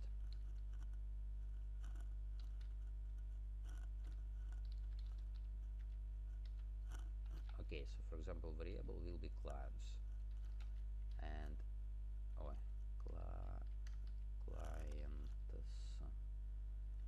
and now same as I did in yeah, replace children. So actually, what you really need is just oh, where is it? Clear table.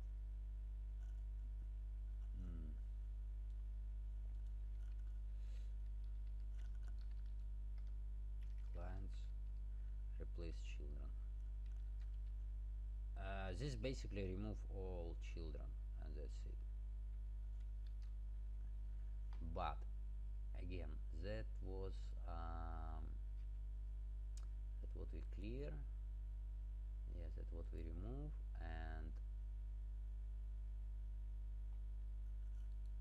that's where you added actual data. And I already comment this super long, super ugly code where we paint clients. Okay, so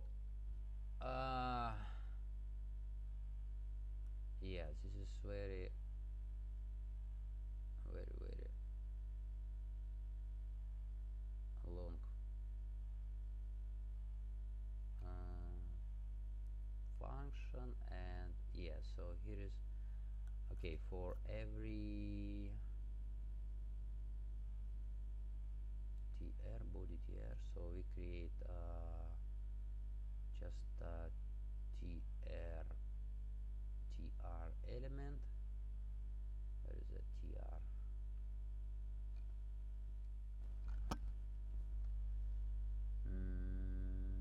Query selector. Wait a second.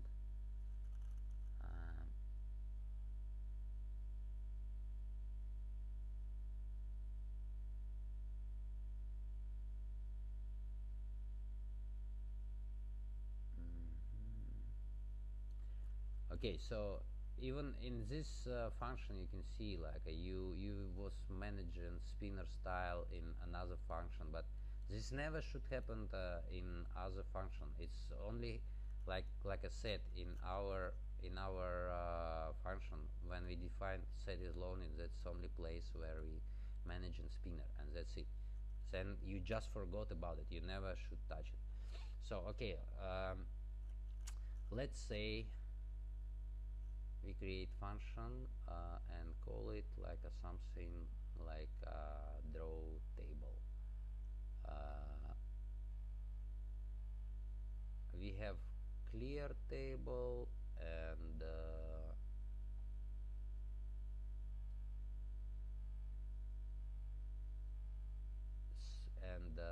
yeah, and this is draw table,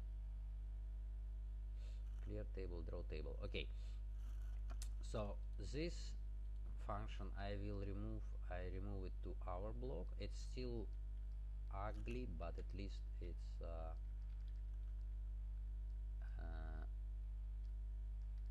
something working. Oh,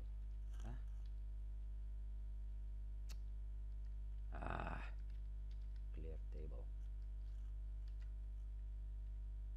Well, yeah.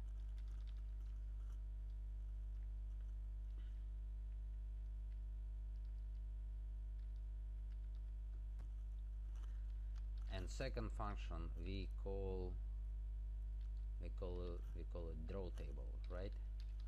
Draw table. That's only thing we know. So again we have same clients, right? Element where we found where we have our client list, right? Okay, so then what basically what we need, it's quite simple. We have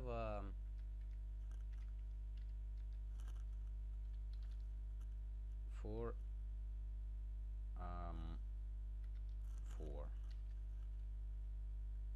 I let I less than client list len I plus plus.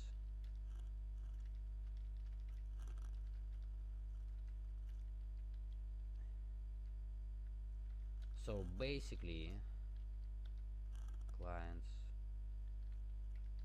append.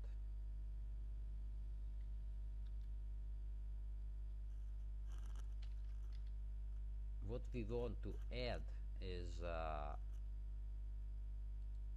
actually append child, and then let's create for the moment, let's just create something very simple like a text node and some again some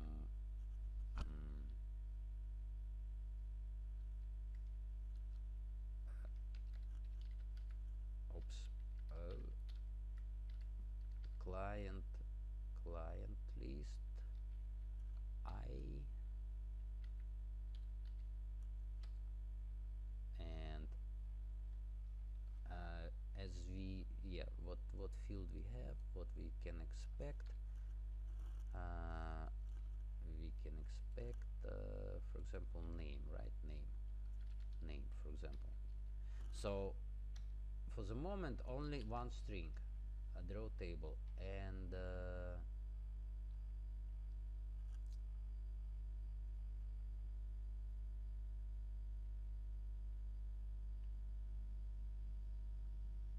yeah, okay, And so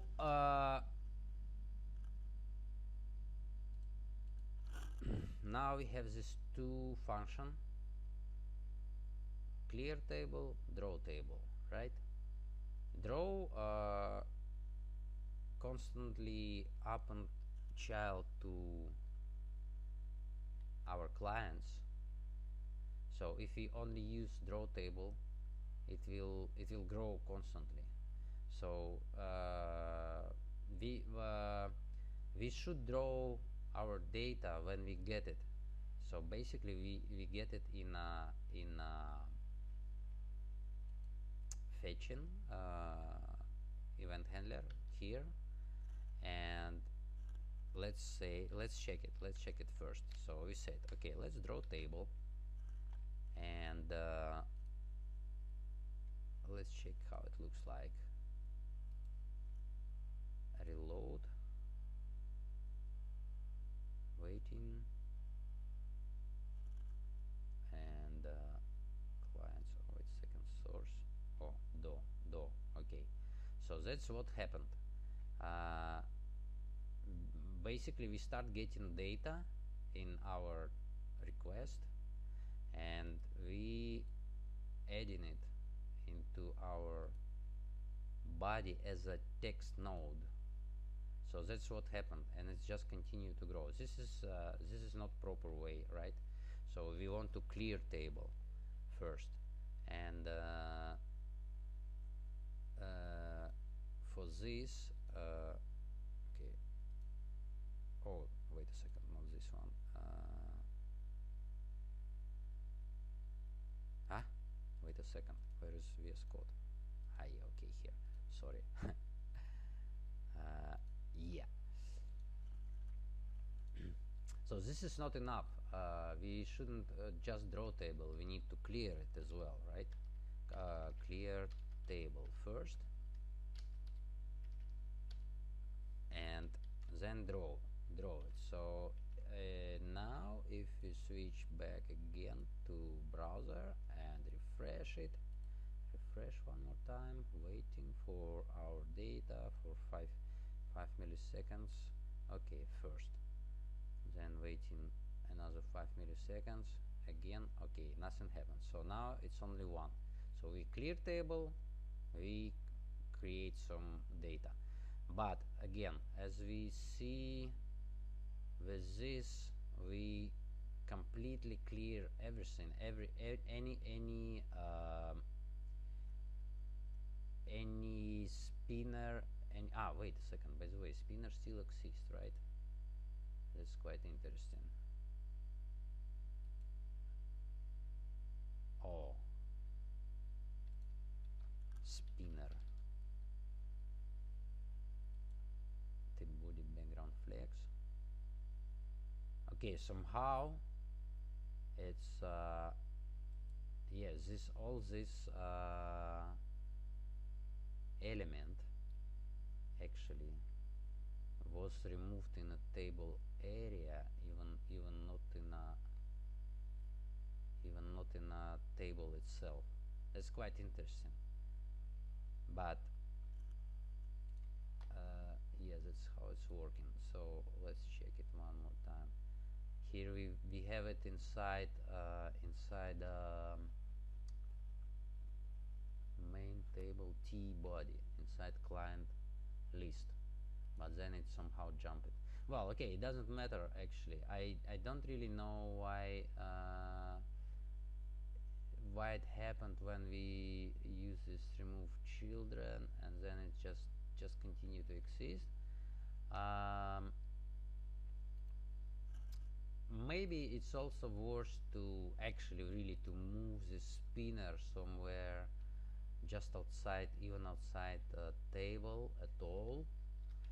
We can try actually, for example, table area, just outside table. I think it's not really break something, but well, okay, it's only not centered now, not centered, but at least it's not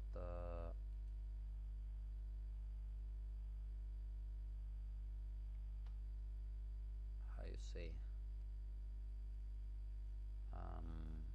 let's hit align items center.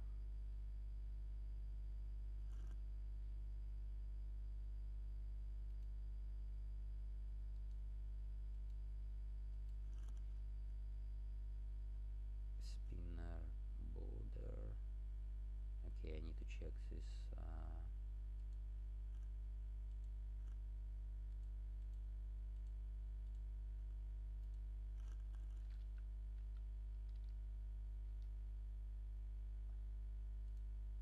Oh.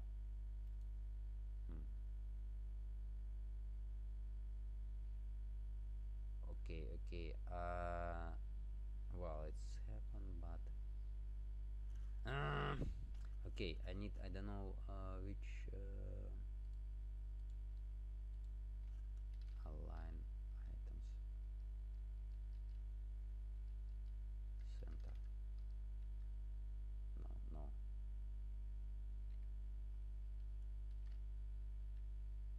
Align content. Ah, align items.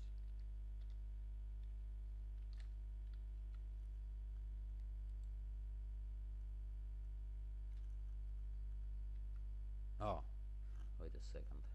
I cannot change element style for some reason. Well, okay. Whatever. I will left it to change later. I just want to remove spinner from table, not to mix data, because it will be nested elements in our T body, and it's better not to have anything inside. If it's just like a some element for dynamic data, which will be recreated on the way in a runtime. So it's better not to have any static things here. And then yeah, that's why I remove spinner somewhere outside, and basically all the styles, all the things, we can make it later, like just to justify all the line and whatever. So let's move next. So we have this client list, and again there is one more T-body background flex. I'm even not sure if we need it. Maybe well, okay, maybe we use it here actually, and because probably this T-body have some alignment. And let's check it one more time.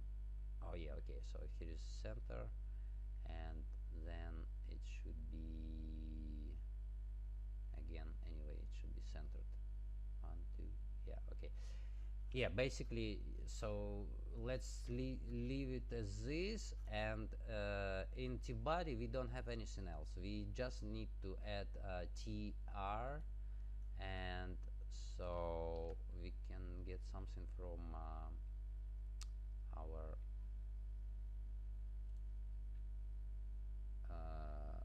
header definition, and then basically we can go there, here.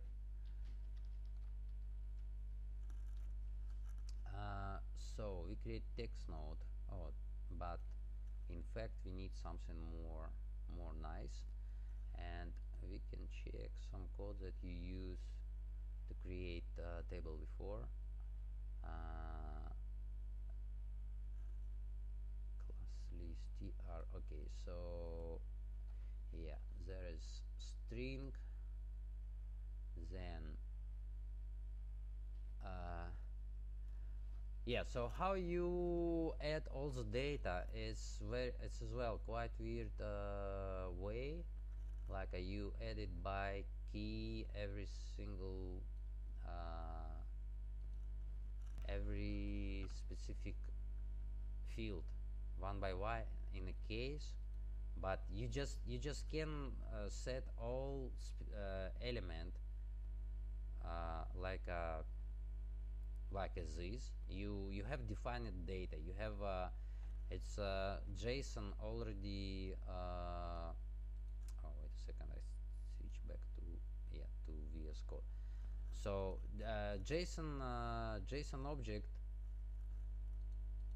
that returned it's defined. It's same amount of field list. So you just can set up all the data to corresponding cell, and you don't need to like walk through all the specific field one by one. I don't know. I don't really understand why this so complex things. So okay, you created line, right? Let's do same. Let's do the same.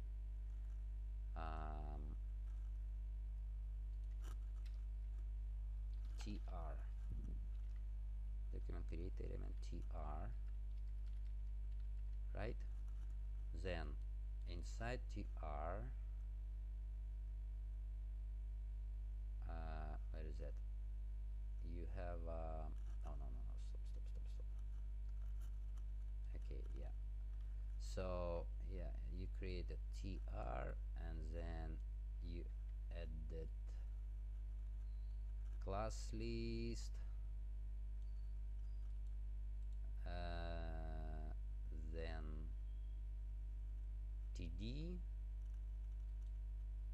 and also with the class list. Okay, well, this we can copy paste actually.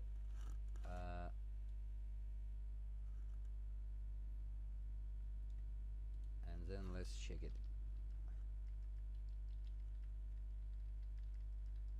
So that will be tr. Let tr, you can create tr, tbody tr. We add some style, and then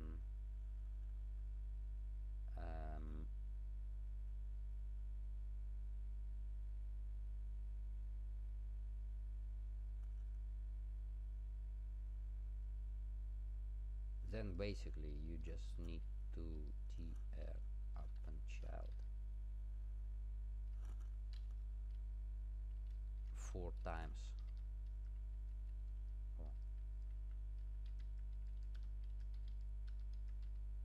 Or no, 6 4, how much? id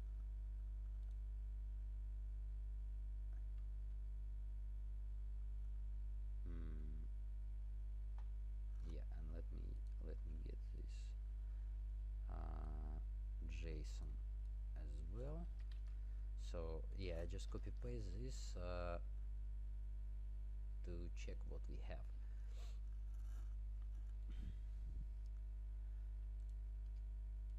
Basically, there is all our data that we need. It's an ID, name,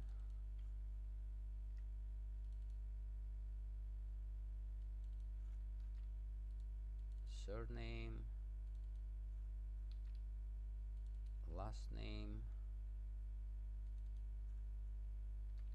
updated, created, and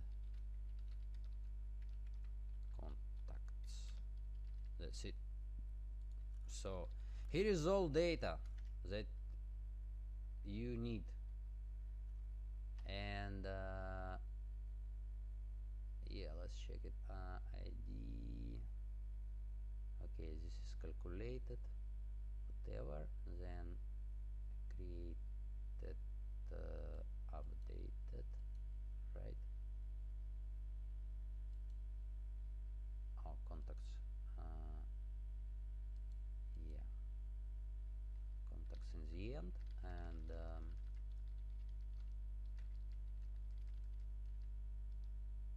updated, created, updated. Yeah, vice versa. Okay, so here is all data, and basically what we need is document as we create elements, same document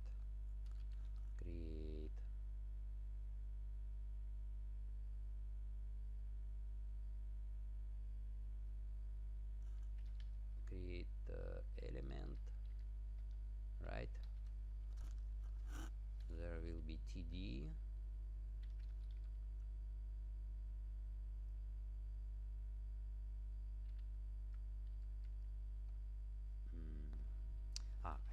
id, yeah, id.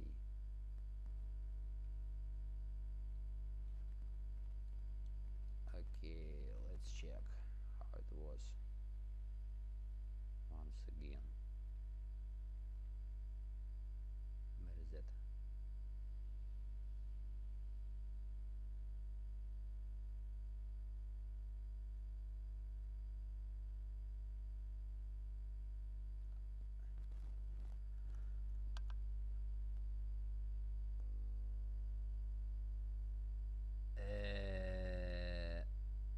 Well, this is very weird.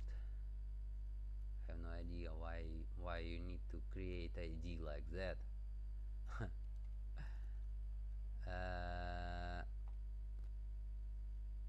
Okay, so basically all TD just has some specific class list. Then you set up data, and yeah, you do some logic, you do some whatever. It's also very weird. And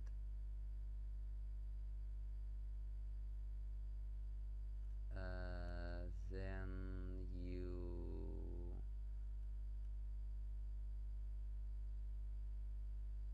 you add some more elements, like a bit more complex, some span whatever, and then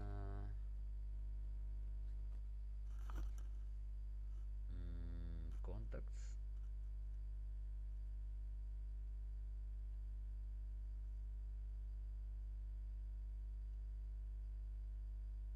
and actions, yeah, with all the handlers.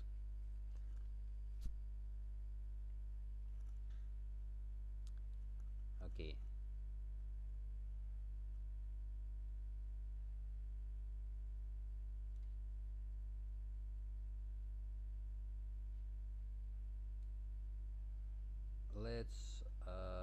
let's reproduce first one. So this is ID, and nothing else.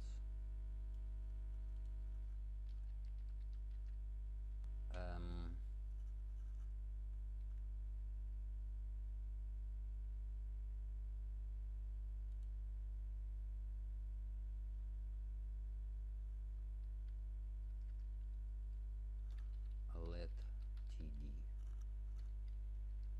and then we will make something a bit, how you say, a bit weird. td,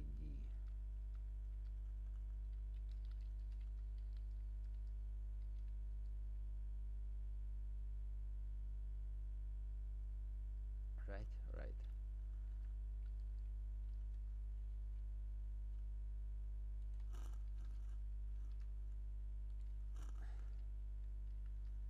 This is weird, I don't know why.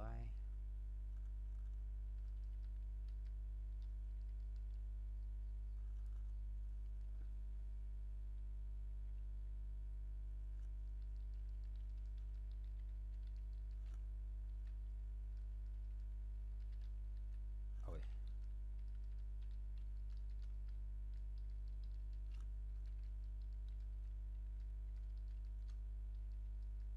yeah, okay, so second is name, right? Name, and oh, not here, yeah, something like that.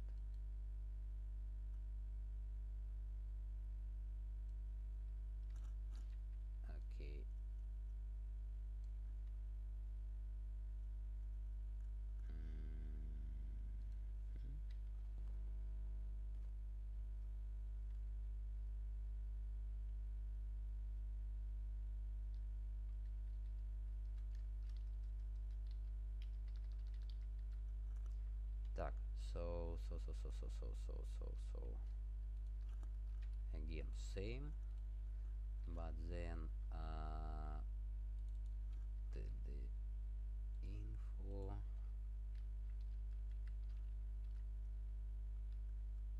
and text content.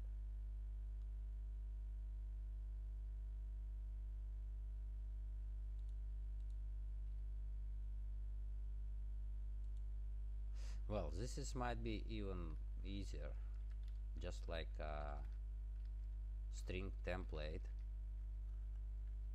for example,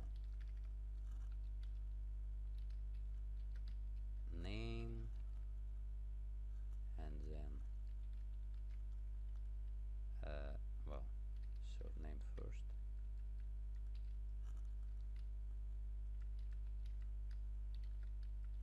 surname, name, and optional last name. It's also a bit weird, but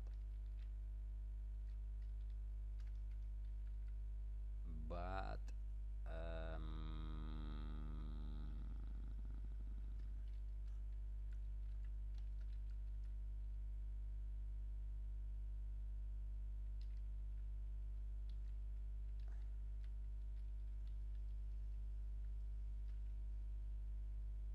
if have we add, if no, don't add. So this might be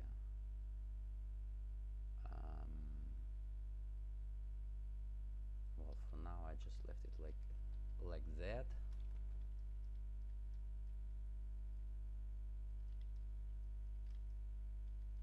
And this we skip, and oh, cheap use, best use. Huh.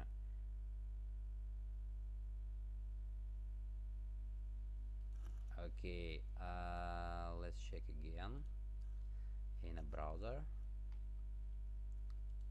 one more time. Okay, requesting, and what we got now? Huh? Hello. Oh, wait a second. Identifier data. There was some. Okay. Of course, I just left all these things. So yeah, we don't need this, and this we comment, and one more time, update.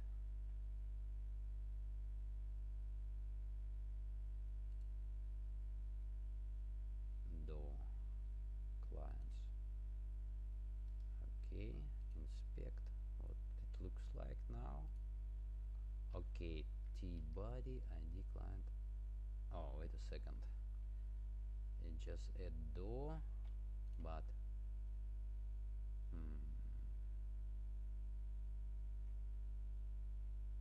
sure, I forgot to add tr itself. So clients up and yeah, this is all the code. So not text node, but tr, right? Right. One more time, update, getting data, and ta-da. Okay, so yeah, John Doe nobody. So basically now you can see there is we just like what we do, we get requests from clients, and then we pass it to the our functions that actually start building table. And basically that's what we're doing. We add in single tr line with two td classes, basically same as you did, but just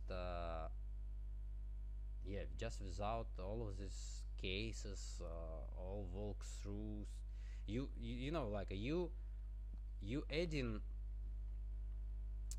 you walking through client list, right? So you get one client per line.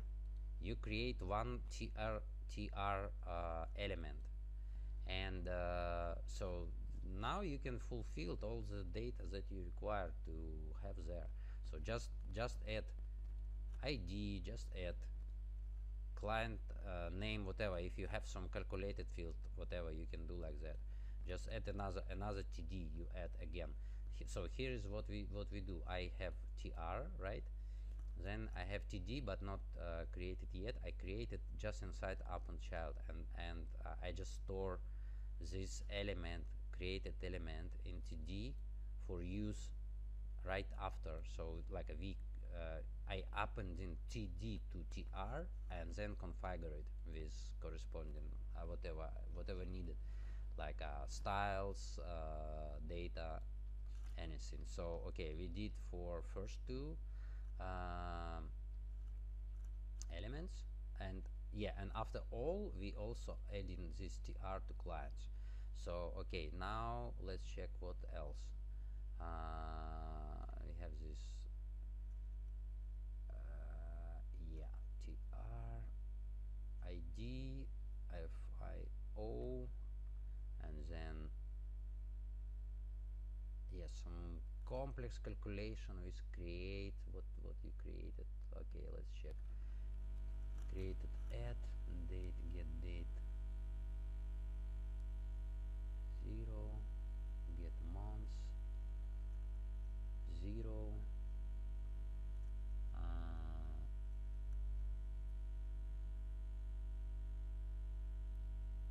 yeah, what is that actually? What you trying to make with date, basically? Minutes,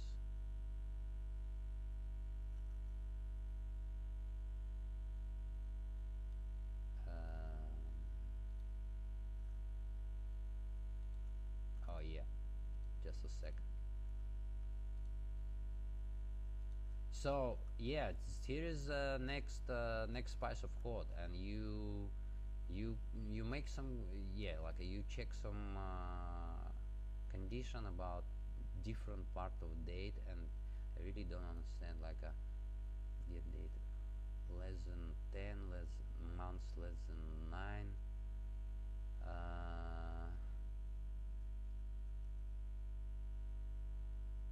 Okay, you trying to convert to some format, as I understand, and this is quite weird thing actually. So new date content.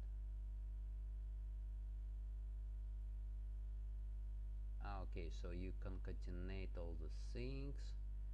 So I don't understand. Date, it's a date of months, right?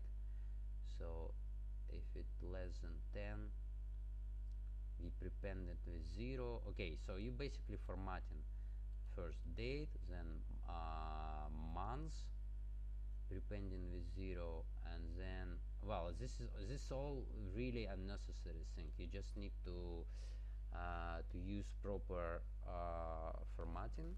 And so yeah, okay, let's check. We have this created add, where is that? Yeah, open child, so we can do same once again. And now, well, have you used any classes there or something?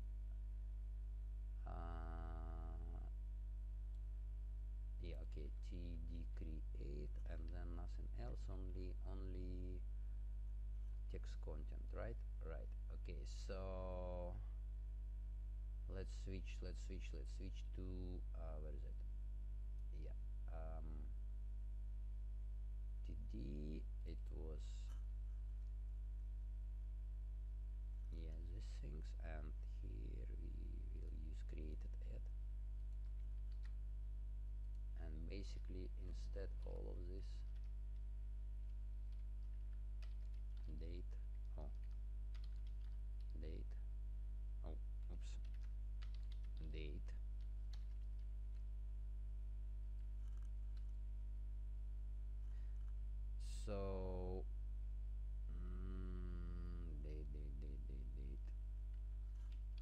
check first, just like that. Oh, even we don't need, well, okay, I use string templates for now, and once again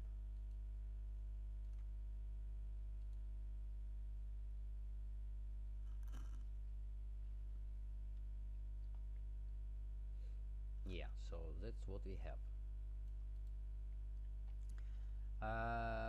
So basically it's quite simple. In fact, you only actually you need to take this time, for example, and what you really need is to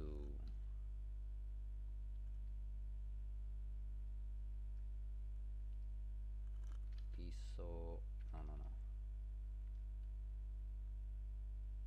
date return. Yeah, okay, so this is date, and there is a lot of function that return date in different formats, and especially to like a local string or something, to date string, to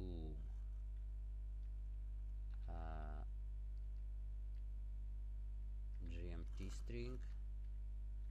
So it's all different formats that you can use, and as well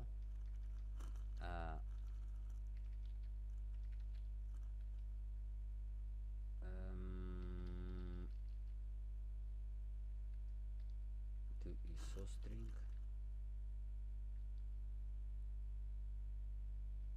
and then to local time to string to time string to UTC string to string to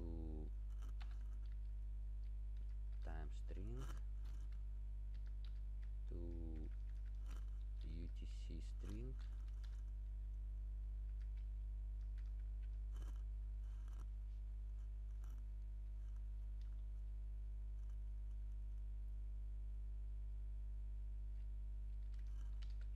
date format.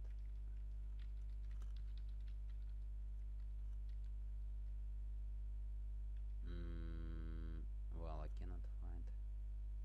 cannot find the specific function.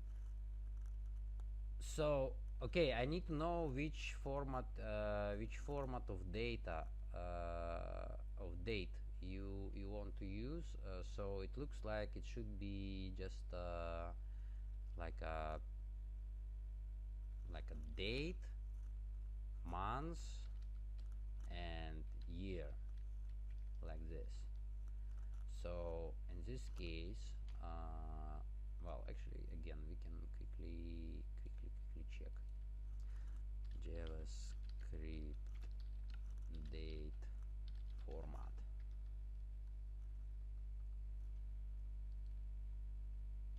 To local date string, and yeah, some of these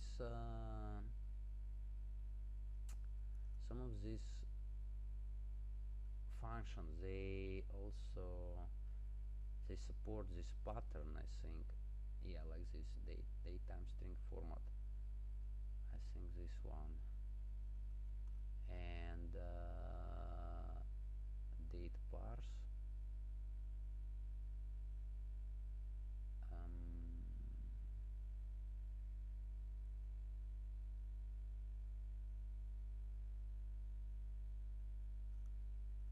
representation of time, and return numbers milliseconds. But we actually need vice versa. We need to print it out in a format, specific format, right? So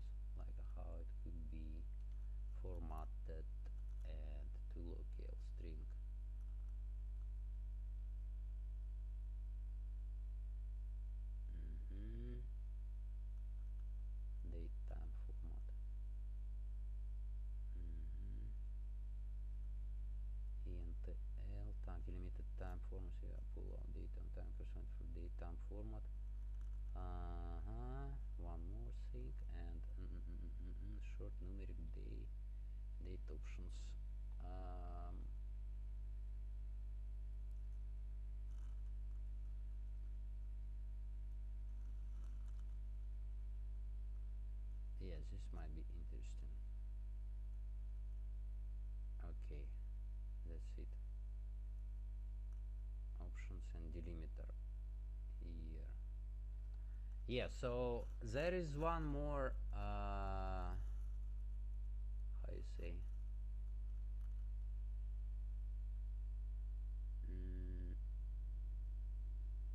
one more parameter to date constructor, where we can set up options and wait, join wait a second, join new date options delimiter. So actually no, it's not like it working. It's they create join function formatter. Okay, it's a little bit different thing. Well, okay, here is another example. You basically just can access all the required subparts, and instead of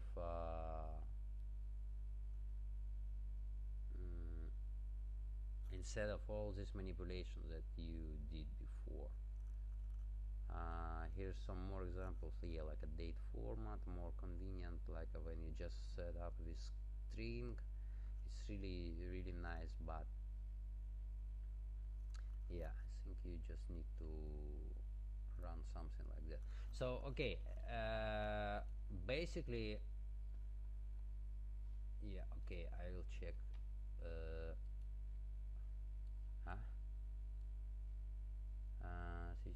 Check Telegram and send photo. So where is the photo?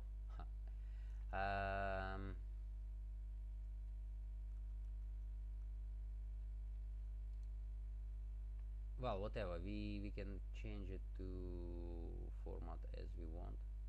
Again, basically, you when you're not sure, you just, yeah, okay, so date, months, year, and hours and minutes. Okay, perfect.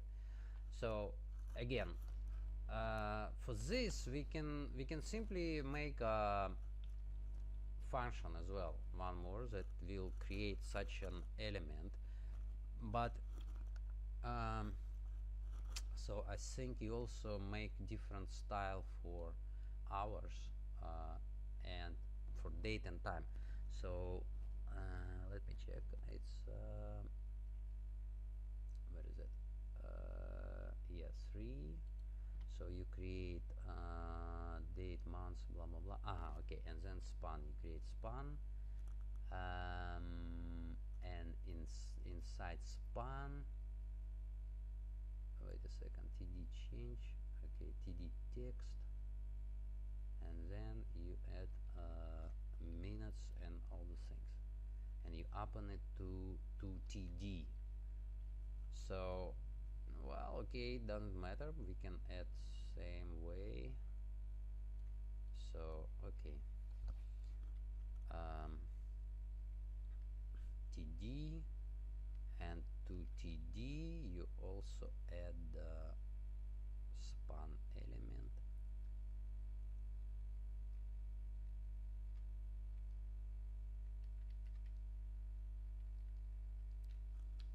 like this. So let's say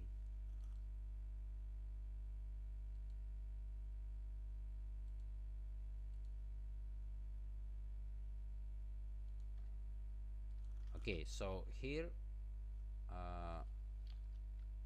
let's make one more variable. So we said created add new date, created add, right? Okay, so now this we don't need, created add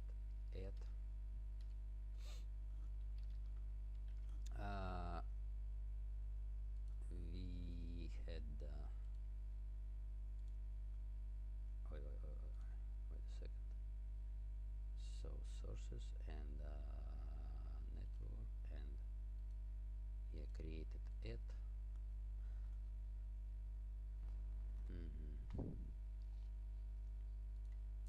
switch back to code.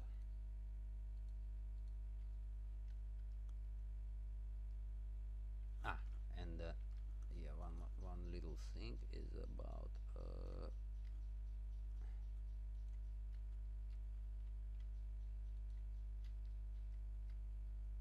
yeah, so get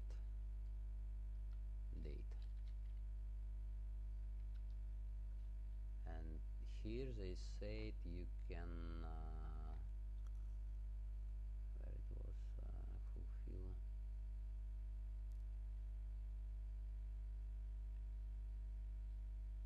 get date get date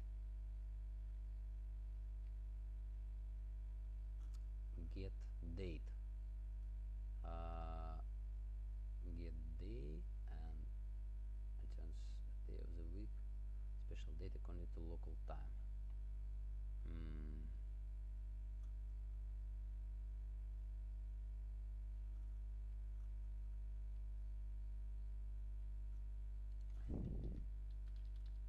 Zeros.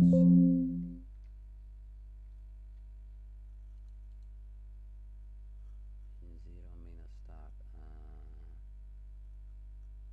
Short to digit k date format. Padded 0. Yeah, okay.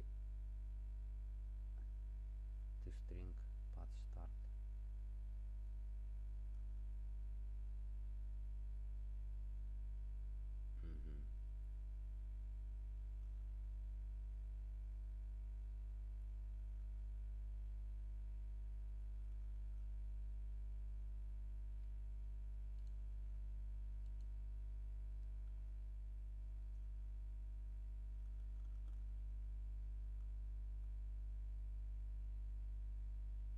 To locale string, так, to ISO string.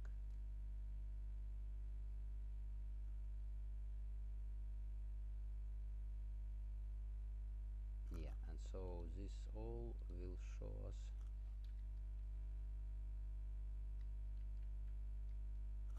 get date,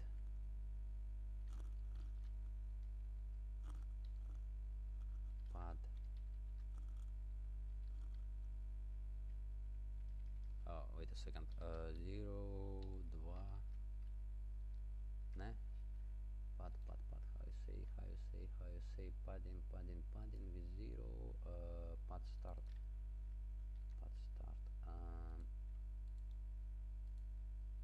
Okay.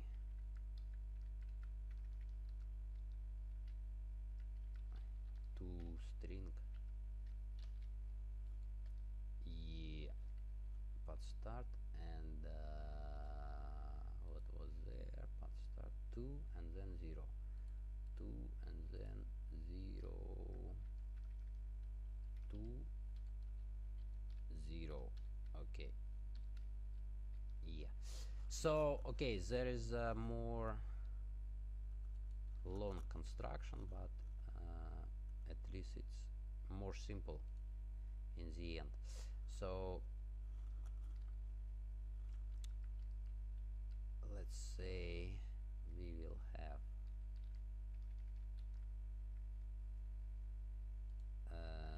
yeah, instead of date we will use to string but start.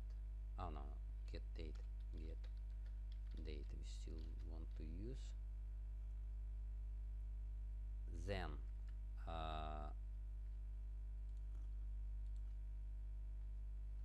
dot, and then again same thing, but now we use months, right?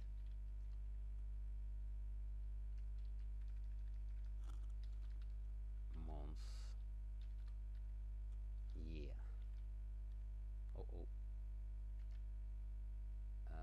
Yeah. So get months, and in the end it was year, right? Year, and is there get months, get full year, get full year. Okay, get full year simply. Get months, and then get hours, get minutes, get hours, get minutes. Okay.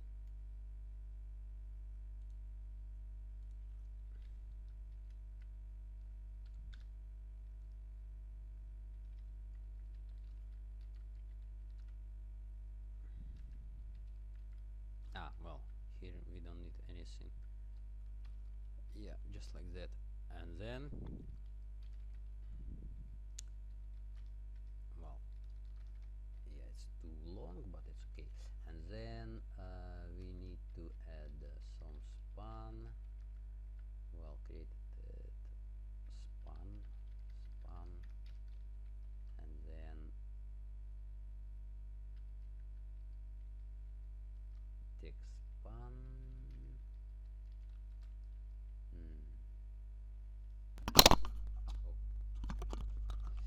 Again.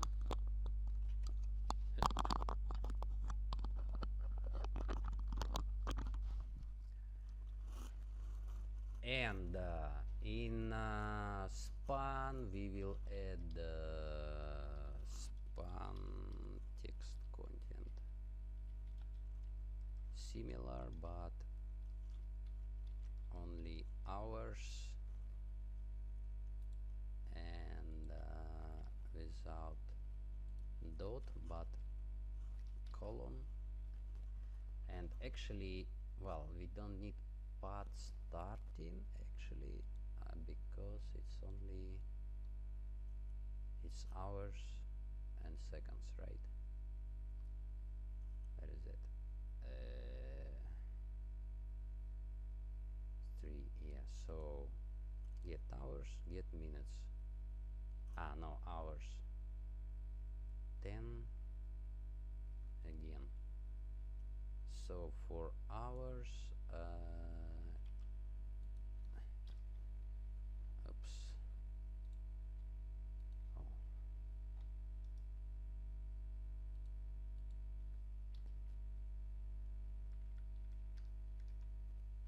Get hours, I need to check it. 13.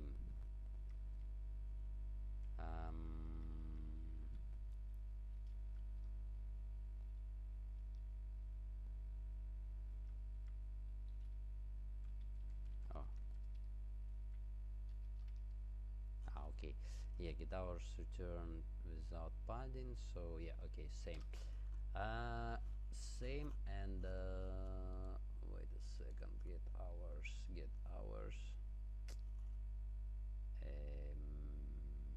Minutes, months, stack, blah, blah, blah, blah, blah. Get minutes, get months, get time. Yeah, okay. Yeah, so basically same. Where is it? Yeah, get hours here,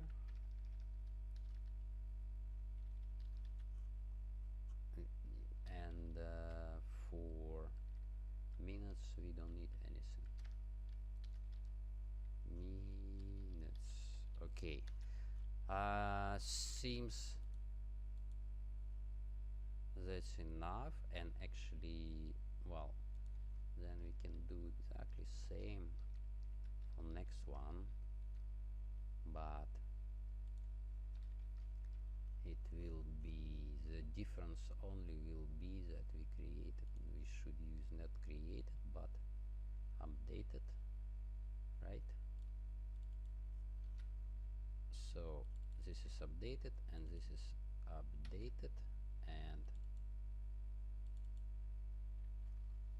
okay, here is not really convenient because we need to change it manually. Okay, let's check it one more time, and load data. Oh, span is already has been declared at main. Okay, wait a second.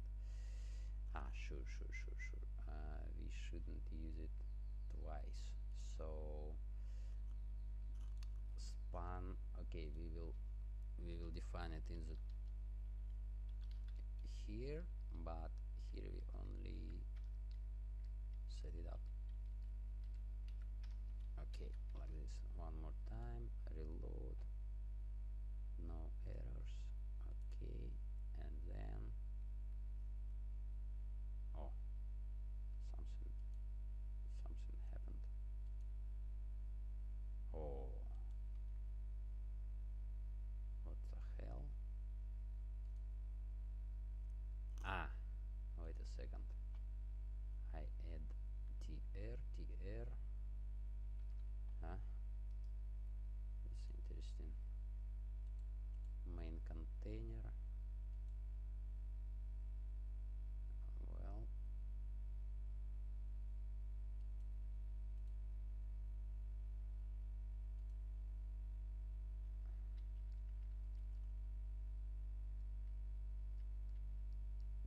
body. Okay.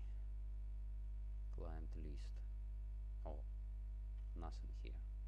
What happened? What's happened?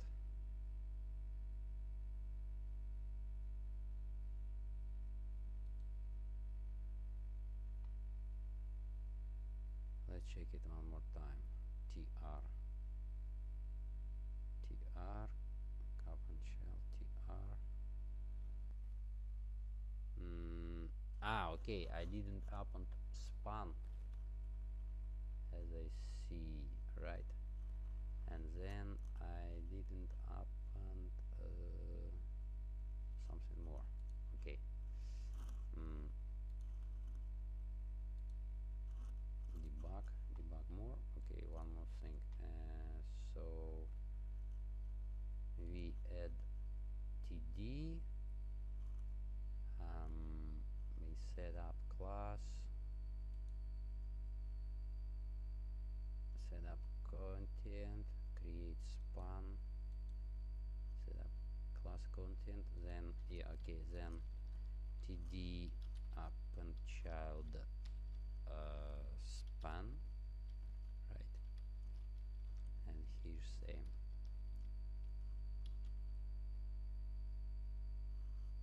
tr append child. Yeah, should be fine. Okay, one more time. Let's check what happened. Nothing. Client list is at place.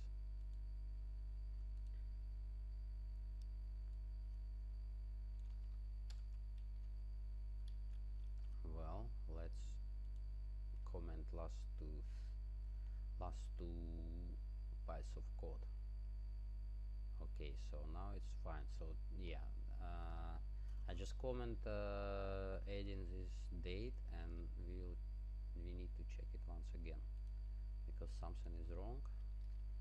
So let's check first. Created, updated,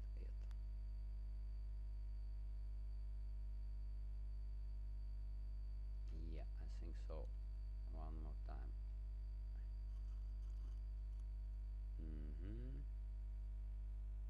Nothing. Okay, that's interesting. So here something is broken. We have this tr. Let's check it here. Watch tr. Yeah, that's it.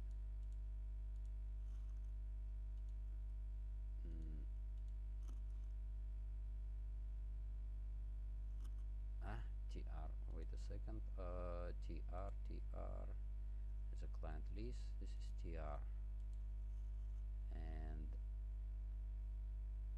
where is it? Element.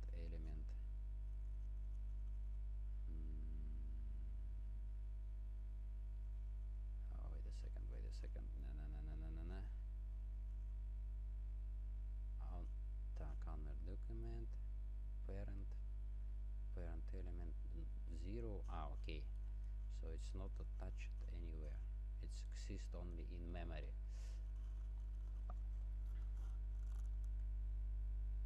So okay, I think it just not coming to the end for some reason, and created that new date.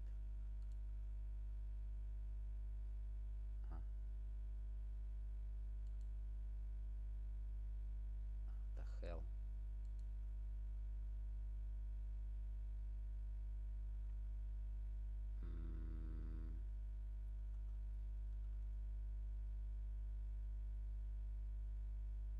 Wait a second, client list. I need to check this. Client list I client list I object. Yeah, it's only one, and then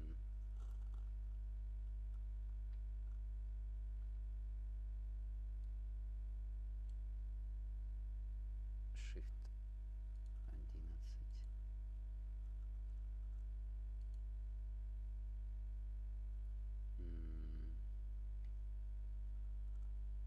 One, two,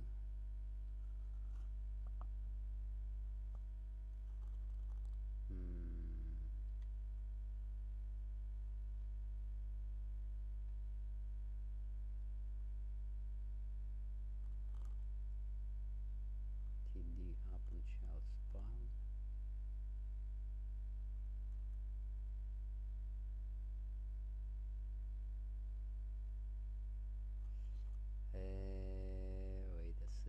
Wait a second, something is not working. Tr open child td, right?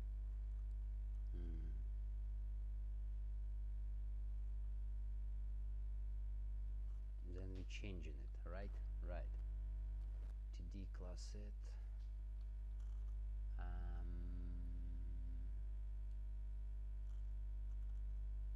Text content, create element span, так, td text, okay, span class listed, this is same, right. Up and child, well, okay, everything looks fine, but not working.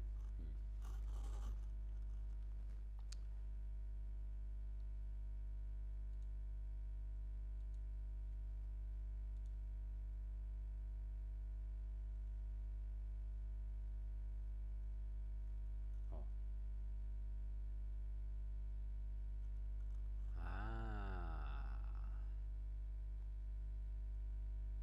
Wait a second. So it's never come to this line. New date. Maybe I don't need to use new, actually. Wait a second. New date, get hours.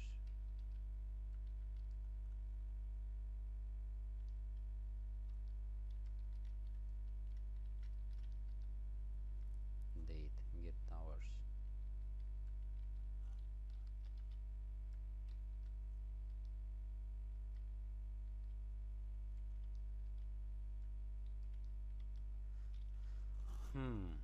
It's something about date, I think.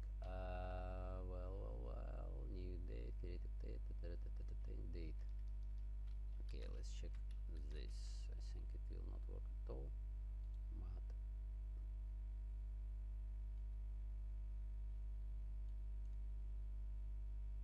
But client list and nothing.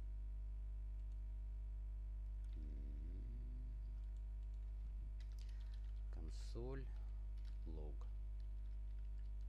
created add. Let's check one more time.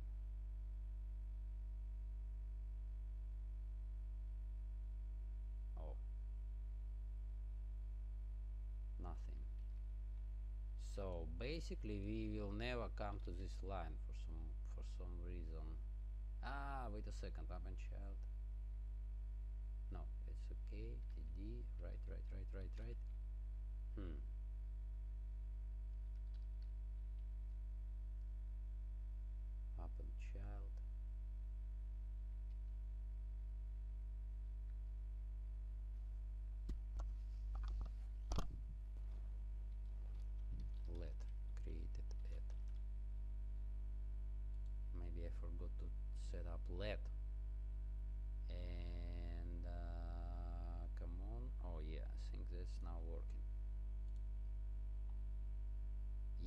Okay, so function get means native code. Okay, yeah, now it's better. So I think I just forgot to set up this. Let's create it.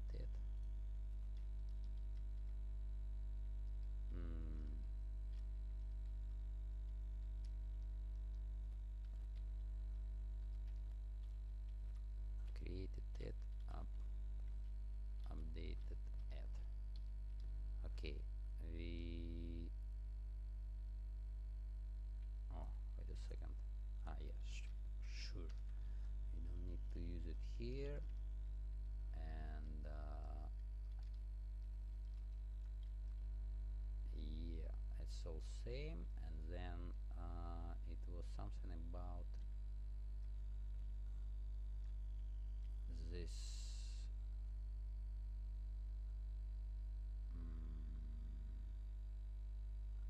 Get towers. No. Get yeah, get minutes. It's not a call. It's not a function, but call to function. Right. Okay. And here. Okay. And now, yeah, we can update one more time and check. Okay, so here is our date, and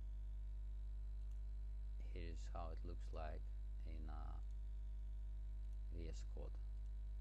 So basically, this one string do all the thing in in all of this condition, all of these things. So all of this piece of code could be simply changed to to this one.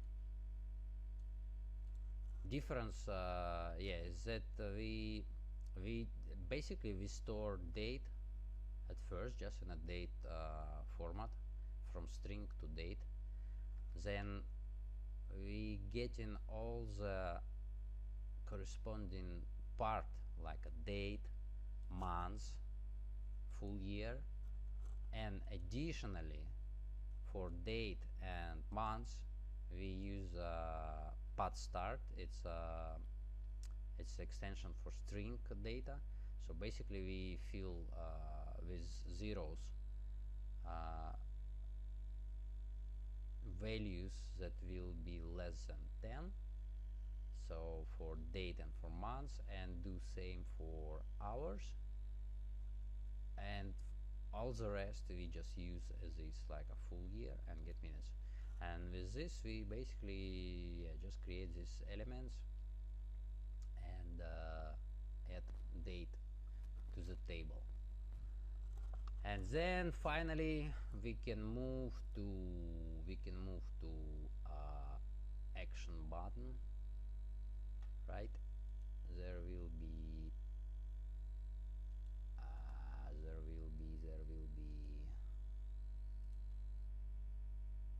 well, wait, there is more contacts and then actions. Okay, so again,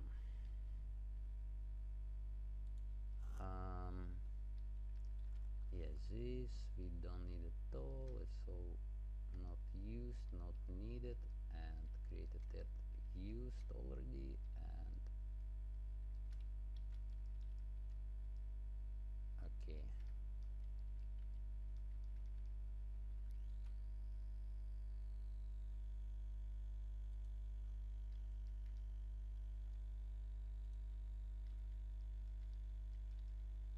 yeah, a bit more beautiful.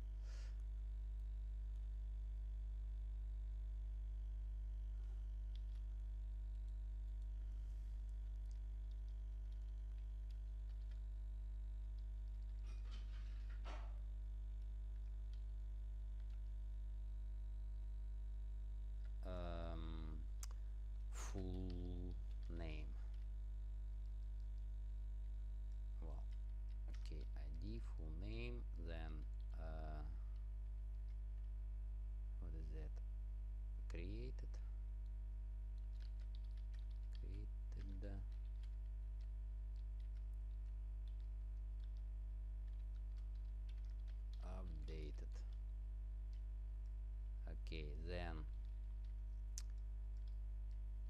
let's do contacts.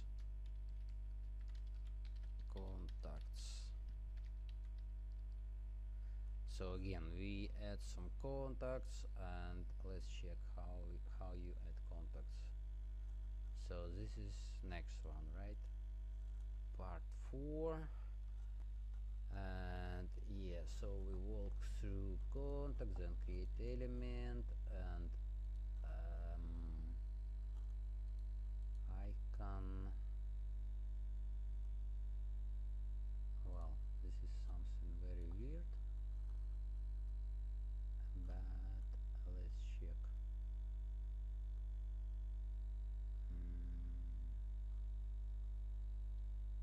Last pick.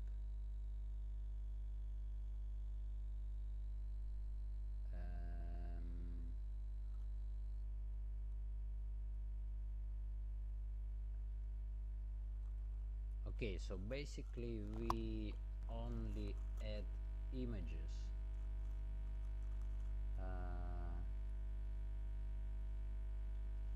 to specific contact,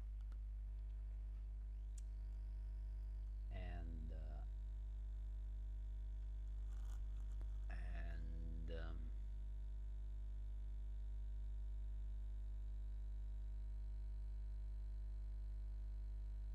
yeah, that's it. Just contacts xtd contacts,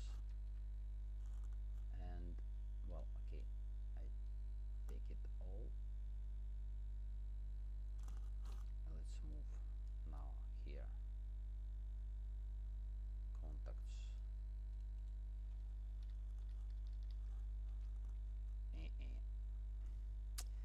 Yes, so td contacts. Okay, let's set up this style. Then yes, this will be correct for j. Let j equal to 0, j client list context len. Yeah, same.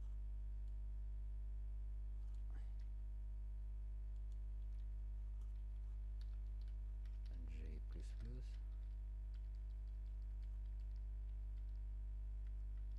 Okay. And for every contact we create new image, right? Set up something in this image, and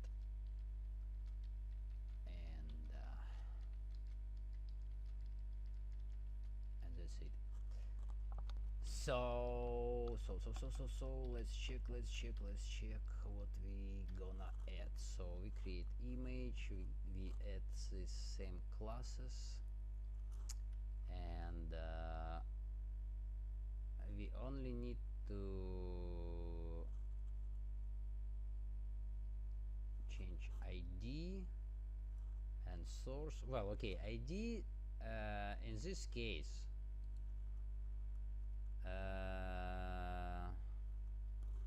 you probably want to reuse it somehow and whatever, but this is not necessary. And this dynamic ID that you create, like a phone and then I and J, this is completely not necessary. I believe you will never use this ID anyhow. So what was the reason to generate them at all if you're not using it? So basically we don't need this ID if we're not going to make anything with that. We can skip it, and so we already have image, we already have class list, and alt. Okay, it's also same. And then basically the only thing you need to change is the source, right? Depending on a contact type. So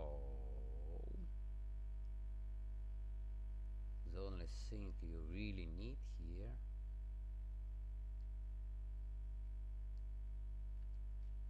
This one.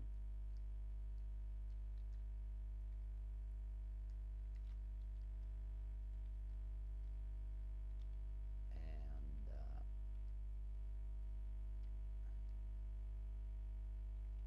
ID we don't need at all.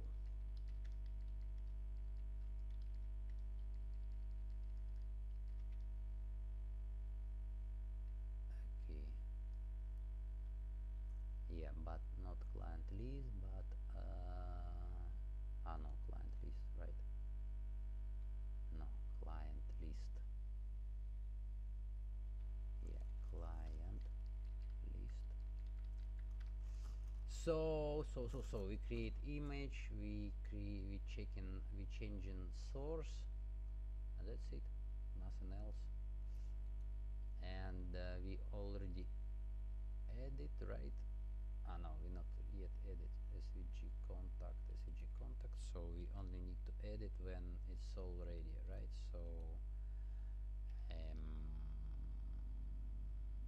So td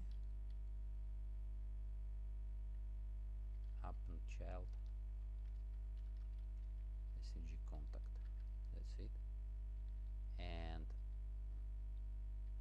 this we don't need at all, right? Yeah, this is contact surname names. Yeah, right. And yeah, okay, the series some addition like top peak, last peak. Have no idea what is that.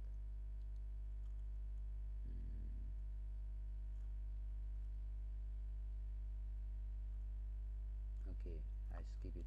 Well, not skip for now, but just remove this and brick append child. Well, this we need to check somehow later. Okay, and contacts, that's it, and only one, it's action button left.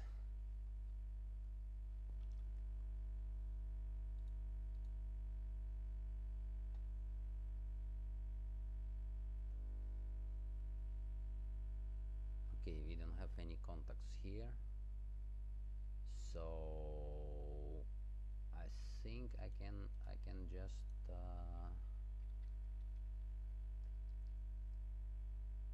make something. Oh wait, is that, where is it contacts? Okay, well,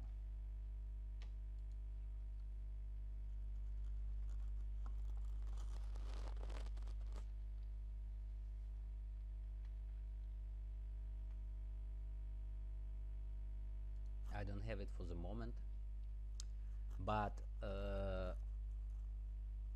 yeah, that's we can check when we add action and actual changing of the context. But okay, so basically for now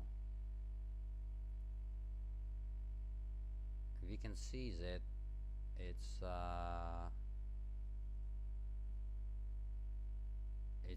a bit more clean code. Like we have this, for example, we have this draw table function, right? So we get an element where we want to add them, and just walk through all the client list and just create all the data we need. One by one we add line in a table, just table row, then we start adding cell for every piece of data, and that's it. And like we just adding data with all the styles, with all the things, just like in a row, one by one. ID, name, whatever. That's it. I don't know why. Like, okay, here we have a switch case for contacts because it's internal data. So that's we well why we walk through, and we change in source according to type of the contacts. But we don't need to have any switch for our main data. There's no need to do that. Actually, in when you have some data uh, with dynamic with variable amount of fields, with dynamic completely dynamic attributes, when you don't know which attribute coming back from API. Actually, it's quite rare situation. Normally, all the time API is strictly defined and you know your formats, but still, you maybe you can develop some system when it's really supposed to be dynamic, and then when you don't know amount of fields, amounts of headers, their names, whatever, then yeah, you building like a one by one. You build all this. Both headers and data, and then yeah, you need to bind every specific attribute to this piece of data. But if you define already, you just can insert it like that, like here, and that's yeah, that's quite more easier. So okay, so now we have this our functions, which is set up loading state, pull data from our backend, then clear table and draw table, and that's quite simple, not so much code, right? But we still have bunch of code that is very strange. So okay, let's check what's next.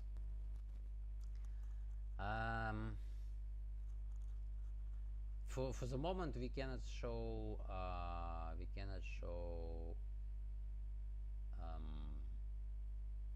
contacts because we don't have it in database, and so we need to add ability to edit data. So basically we can try to bind all our action button. So let's check what was added in case 5 again, which is very strange. And okay, we actually again we can copy paste some of this, but well, not I even don't want to copy paste all of this things. Okay, let's analyze what you do there at first.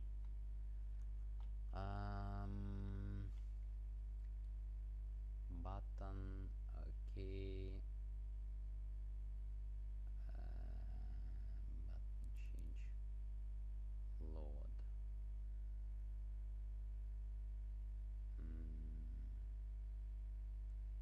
Okay, you create one more spinner for button, right? And then okay, click at event listener.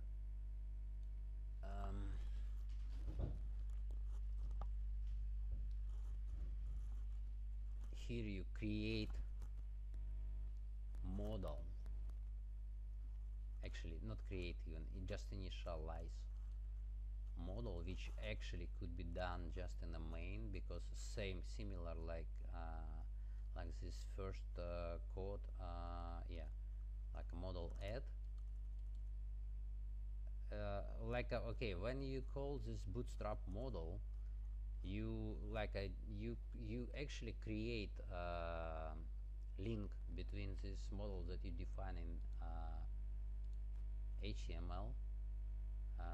Where is it? Yeah, like a add model and change model and so on, right? So now this model is hidden, so it's only defined in HTML and it's hidden. So when you call this bootstrap model call, you bind this element with that you find by selector as well. Again, you using query selector. Why? You just define ID add model. So you define add model ID, and well, okay, you access it by selector with ID, not the class. But yeah, I mean, query selector could be run actually more longer than get element by ID. If you just know this ID, I'm not sure about it. It might be same, but still, yeah, query selector is it's a more flexible call. You can query anything with selector, but with ID it's like a access by index, which is, yeah, it's a key, but still it's unique. It's always unique. You with query with get element by ID, it should be by logic much more faster. So yeah, that should be it might be changed. It should be better. And then yeah, so you basically you initialize it only one time here when you load your script, and then it's automatically linked to all this, how you say, under the hood happened with this call. So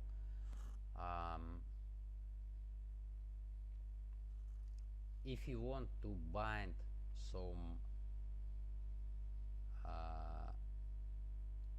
model call,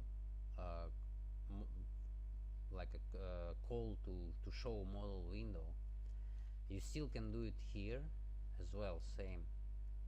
But the only difference is that for adding model, you just create new record, so you're not linked to anything. But if you want to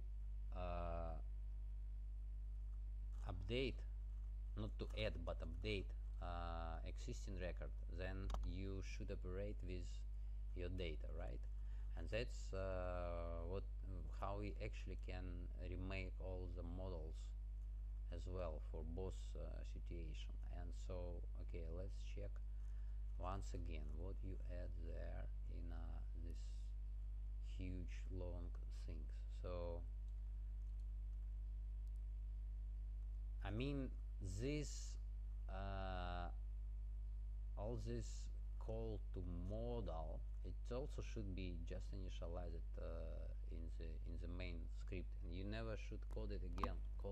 You should call it only one time for per one model, and never touch it again. Then you just can work it. You create you create all the binding between element, between library. You create this model object, and it's active. You can use it. That's it. You never should create it once again.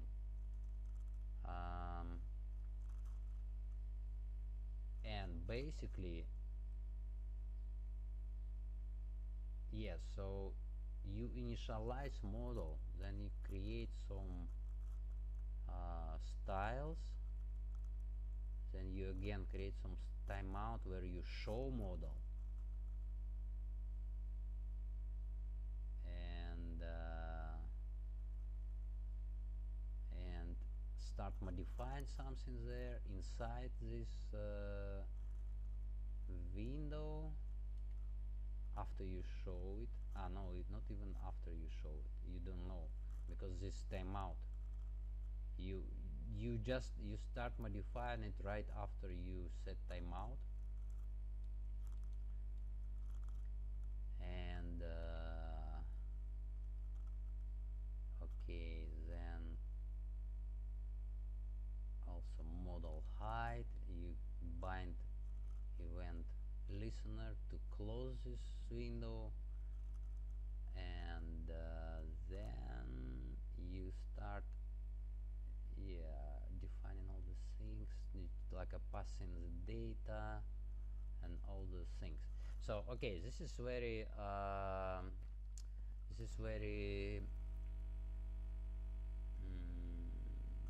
difficult way how to like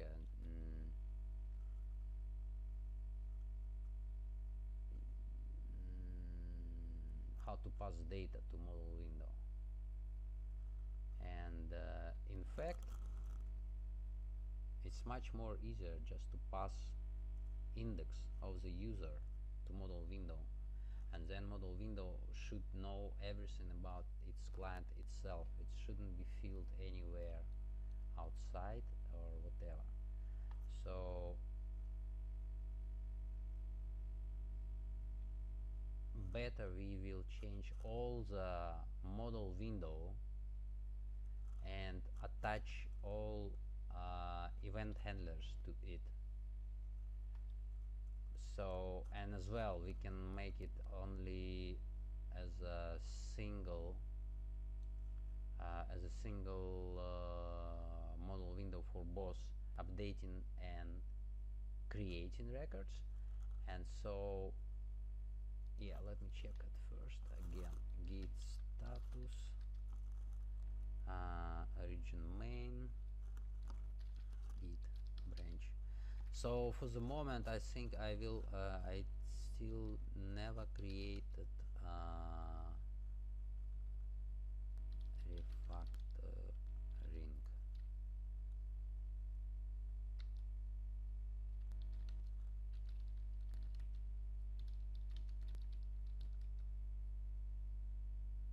Okay, and yeah, so I just as I said, I will push all my commits to separate branch, so we will not mix up all the changes. Let me check. Oh no, branch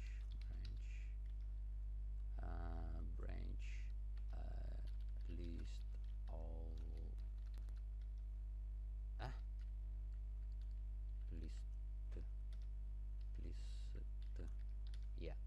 So okay, refactoring, rework it over files, blah blah blah blah blah blah blah. Okay, and git status. So git add all,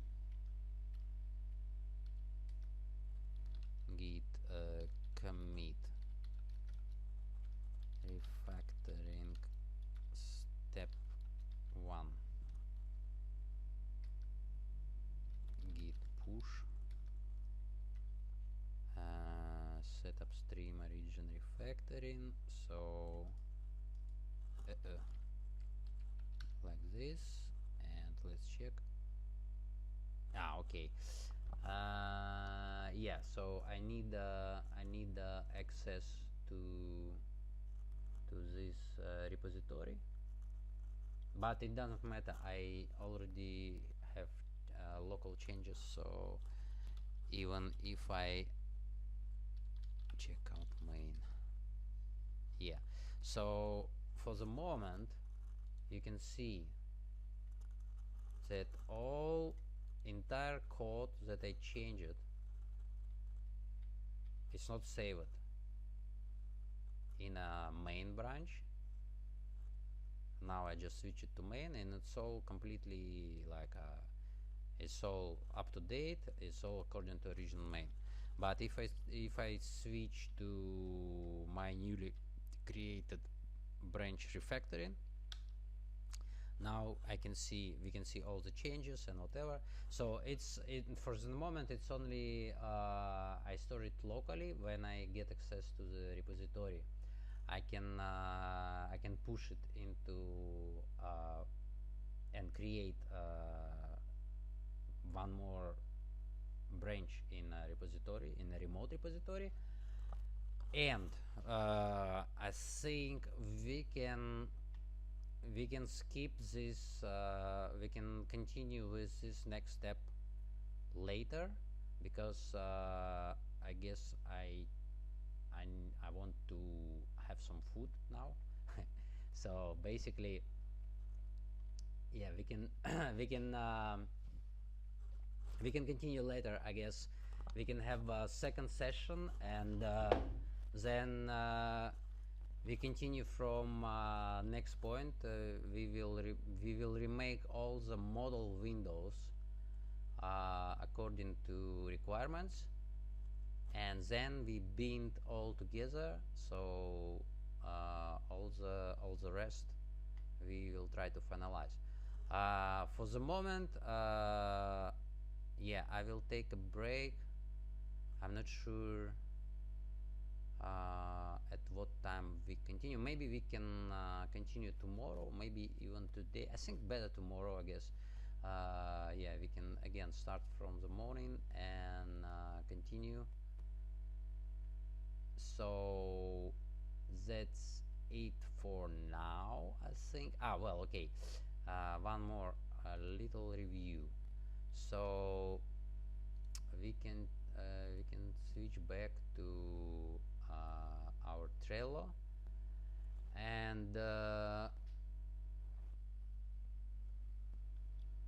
let's check again what I written here. So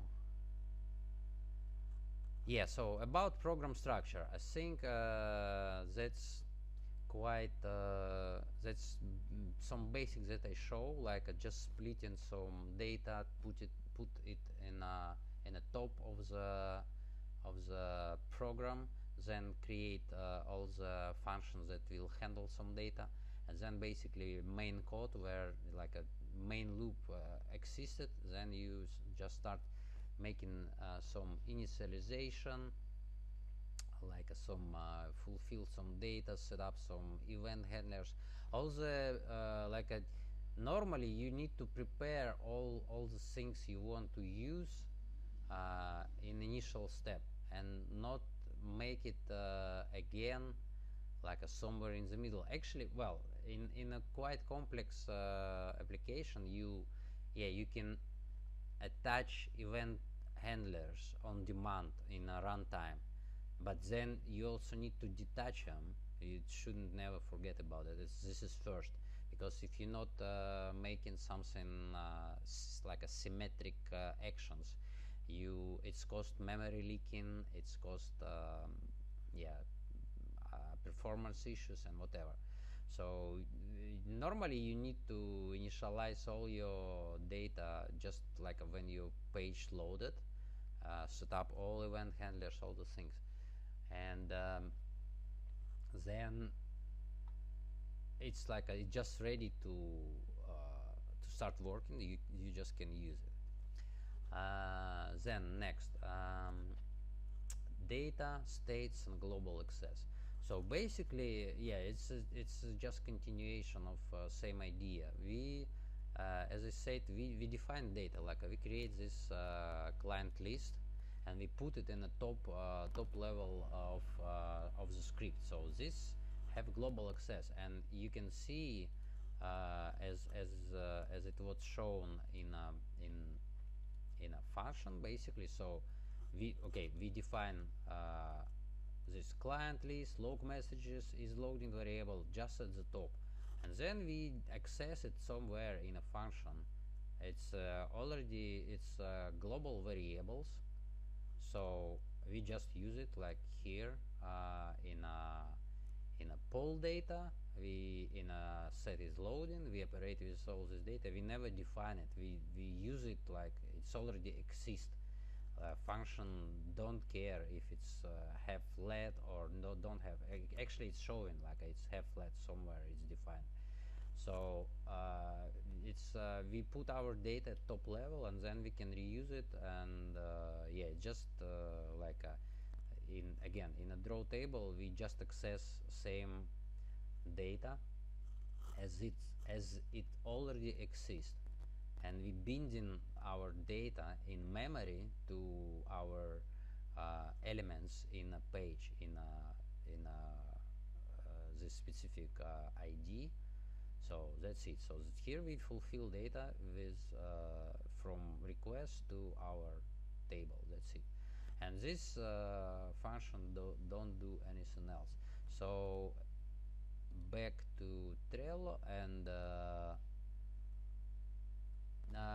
so about states, like as I said, in many modern framework, there is special conception of state, and it's not just conception. They also create specific uh, like parts of framework, like a specific variable, specific callback. So with this, it's not just a normal, usual plain JavaScript variable. It's a bit more complex idea and all behind it. So later, when you really start, when you switch to some frameworks, you will need to understand that. But before that, states, it's something that you need to manage yourself, and this is like this what we do with is loading, for example. It's just a state of some process that happened in our application. So as you can see, again, let's switch to code. As you can see, we have a state that we call is loading. We only supposed to change it with function where we actually pass values that we want to set it up, and all additional things that related to this state we also do here. So this again, it's like because it's not really state normally built like to consume everything. It's a little bit ugly variation, but at least we because yeah, it's because it's only state about loading. It's actually just a flag of two value, true and false. It's like it's not really too dangerous to make it like this way. But normally, yeah, it's again, it should be handled a little bit different way. You still can change in state with some function, but like tracking state value should be done as well, not outside of the routine that handle itself. It should be like some event listener, some subscriber subscription, something like extra mechanism, because then you how you say, you can decouple some parts of application. So for example, now we have we have related code to spinner, right? And this is UI. For example, we add later, we will add some new element which will be again some sort of, not a spinner, but maybe like some network indicator or whatever. And we also want to show something in like in another part of web page, that something happened, and also depending on this state loading. So this means that we will add new code again here, some new code to handle something else.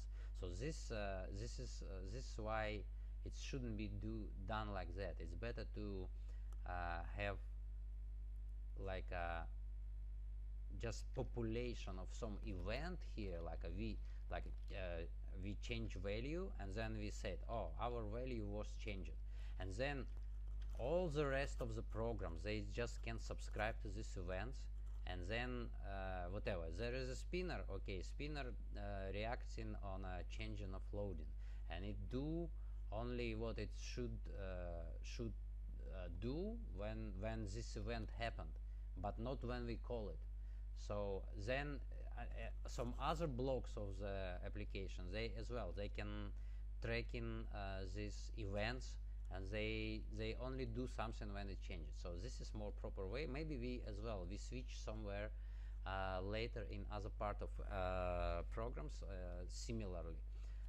But for now, yeah, this again, this just about loading, so we do it a very simple way. Normally it should be like done with some events, subscriptions, some mechanism like that. So again, we can switch back to trail loads. That's yeah, that was about states. And yeah, so next one is about functions and grouping. So as well, you have seen that I just start creating completely new separate block for functions here, and so yeah, I start creating my own pure functions that like a very do some very specific code and nothing else. So if we set loading, that it's do only set loading. If we pull data, we only pull data and set it up as well. Yeah, by the way, here this clear table and draw table, it's also, it shouldn't be done here normally. We only should set client data, and again we need to like populate some event like a data was updated as well. Actually we also there is one more step for optimization here. What we can do actually before we assign data, we can compare data, and we can check like if data really changed somehow, like for example, if our system is using by more than one people, and we just open page and do nothing, but some other users they changing some data, right? So that means like when we look at this table, nothing changed, but at some moment when we request data again, we see new data. But that means that every time we request data, and before it happens, before data changes, actually we don't need to update anything, we don't need to reload. Actually, yeah, I think we can even make it here, and we can say if client list is not equal to data, yeah, then we do this, and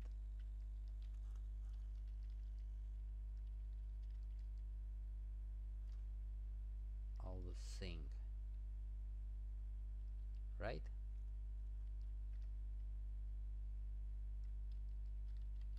Otherwise,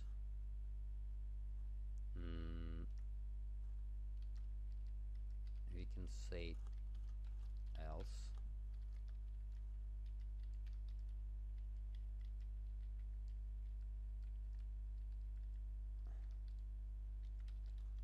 data not changed.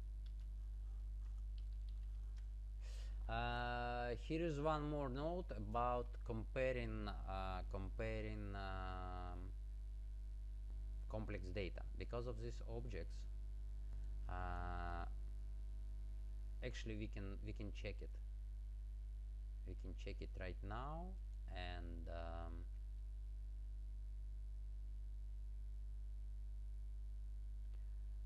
yeah, but idea is what I just said. So basically, when if we not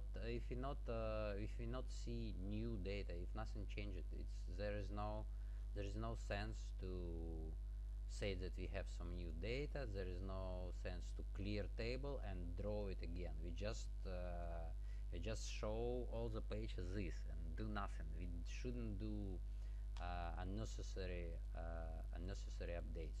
But if something changed, we got got new client list, new client list. So yeah, if nothing, if something changed, so then we said, okay, we need to update all the things. But again, a little thing, it's still, we do update of the table right here, but yeah, it should be just population of some events normally. So yeah, and by the way, let's check it one more time with these things. So there is first time get new, yeah, got new client list. We show something. Okay, so yeah, here you can see that actually it always said that it has new client list, and that's another note that I want to mention, because when we compare an object, this is not comparing by data but by reference, and because client list is global variable, but data we get from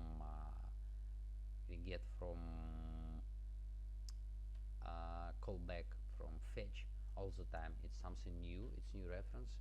So this is not equal, and in JavaScript they have some special operators. We can check once again, one more time. I'm not sure, and if it's not working with a simple compare, then we need to compare all data internally and have like a more complex comparison mechanism. So for now it's not working, but yeah, we need to fix it in the future. I will, by the way, I will add one more useful thing. So to do comments, it's a very useful thing. It's just comments, but you started with some specific predefined tag, and you can write down what exactly you want. Actually, even I think better fix me. Yeah. So we need to change it to proper object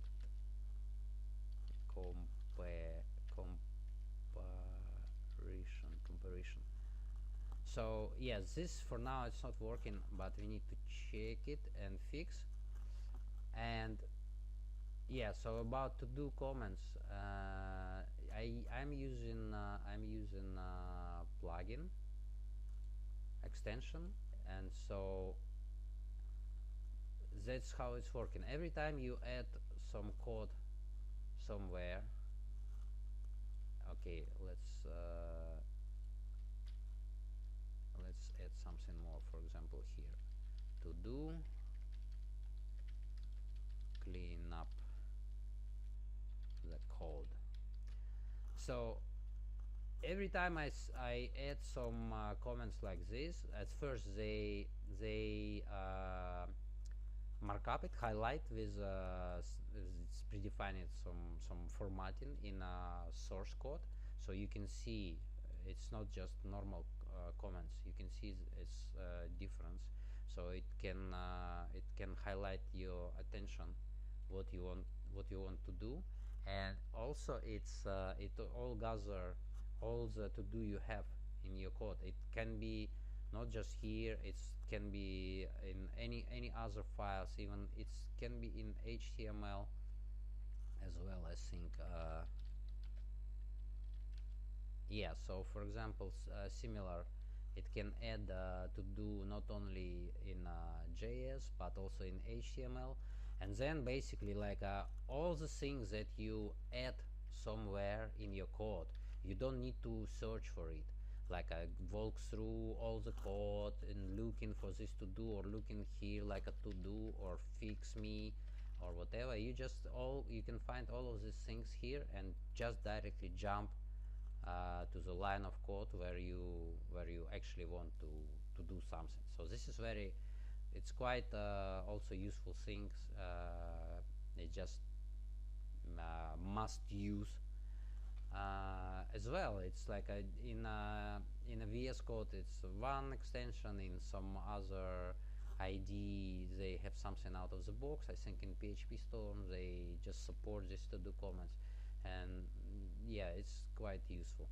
So yeah, now we mark up something for later, so we can come back to this later. And once again, we switch back to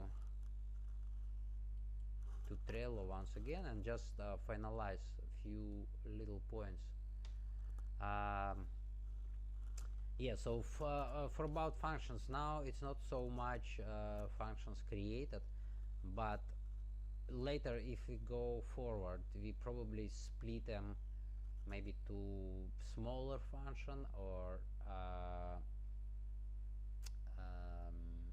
just we will start grouping them by the meaning, because for example, now we have a draw table, but it's all UI related thing.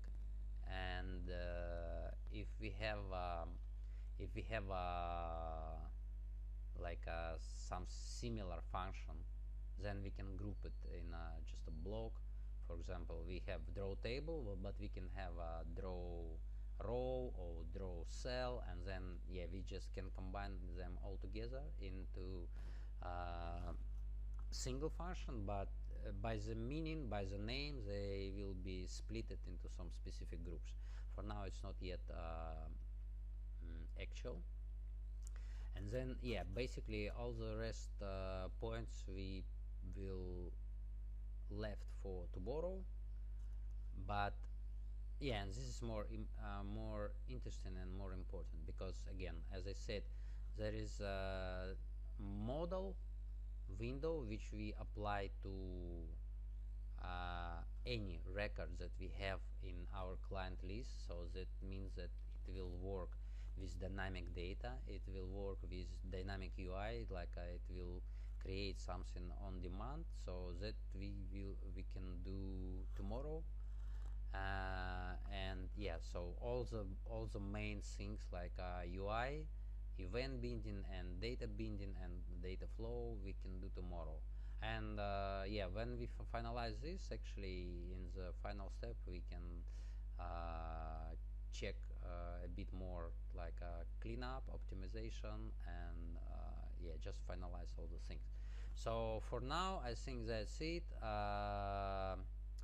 Thank you for attention. I hope it all was interesting, and we can meet tomorrow, I think probably at the same time. But yeah, I just will message in the chat how we do. And yeah, that's for now, that's it, and see you tomorrow.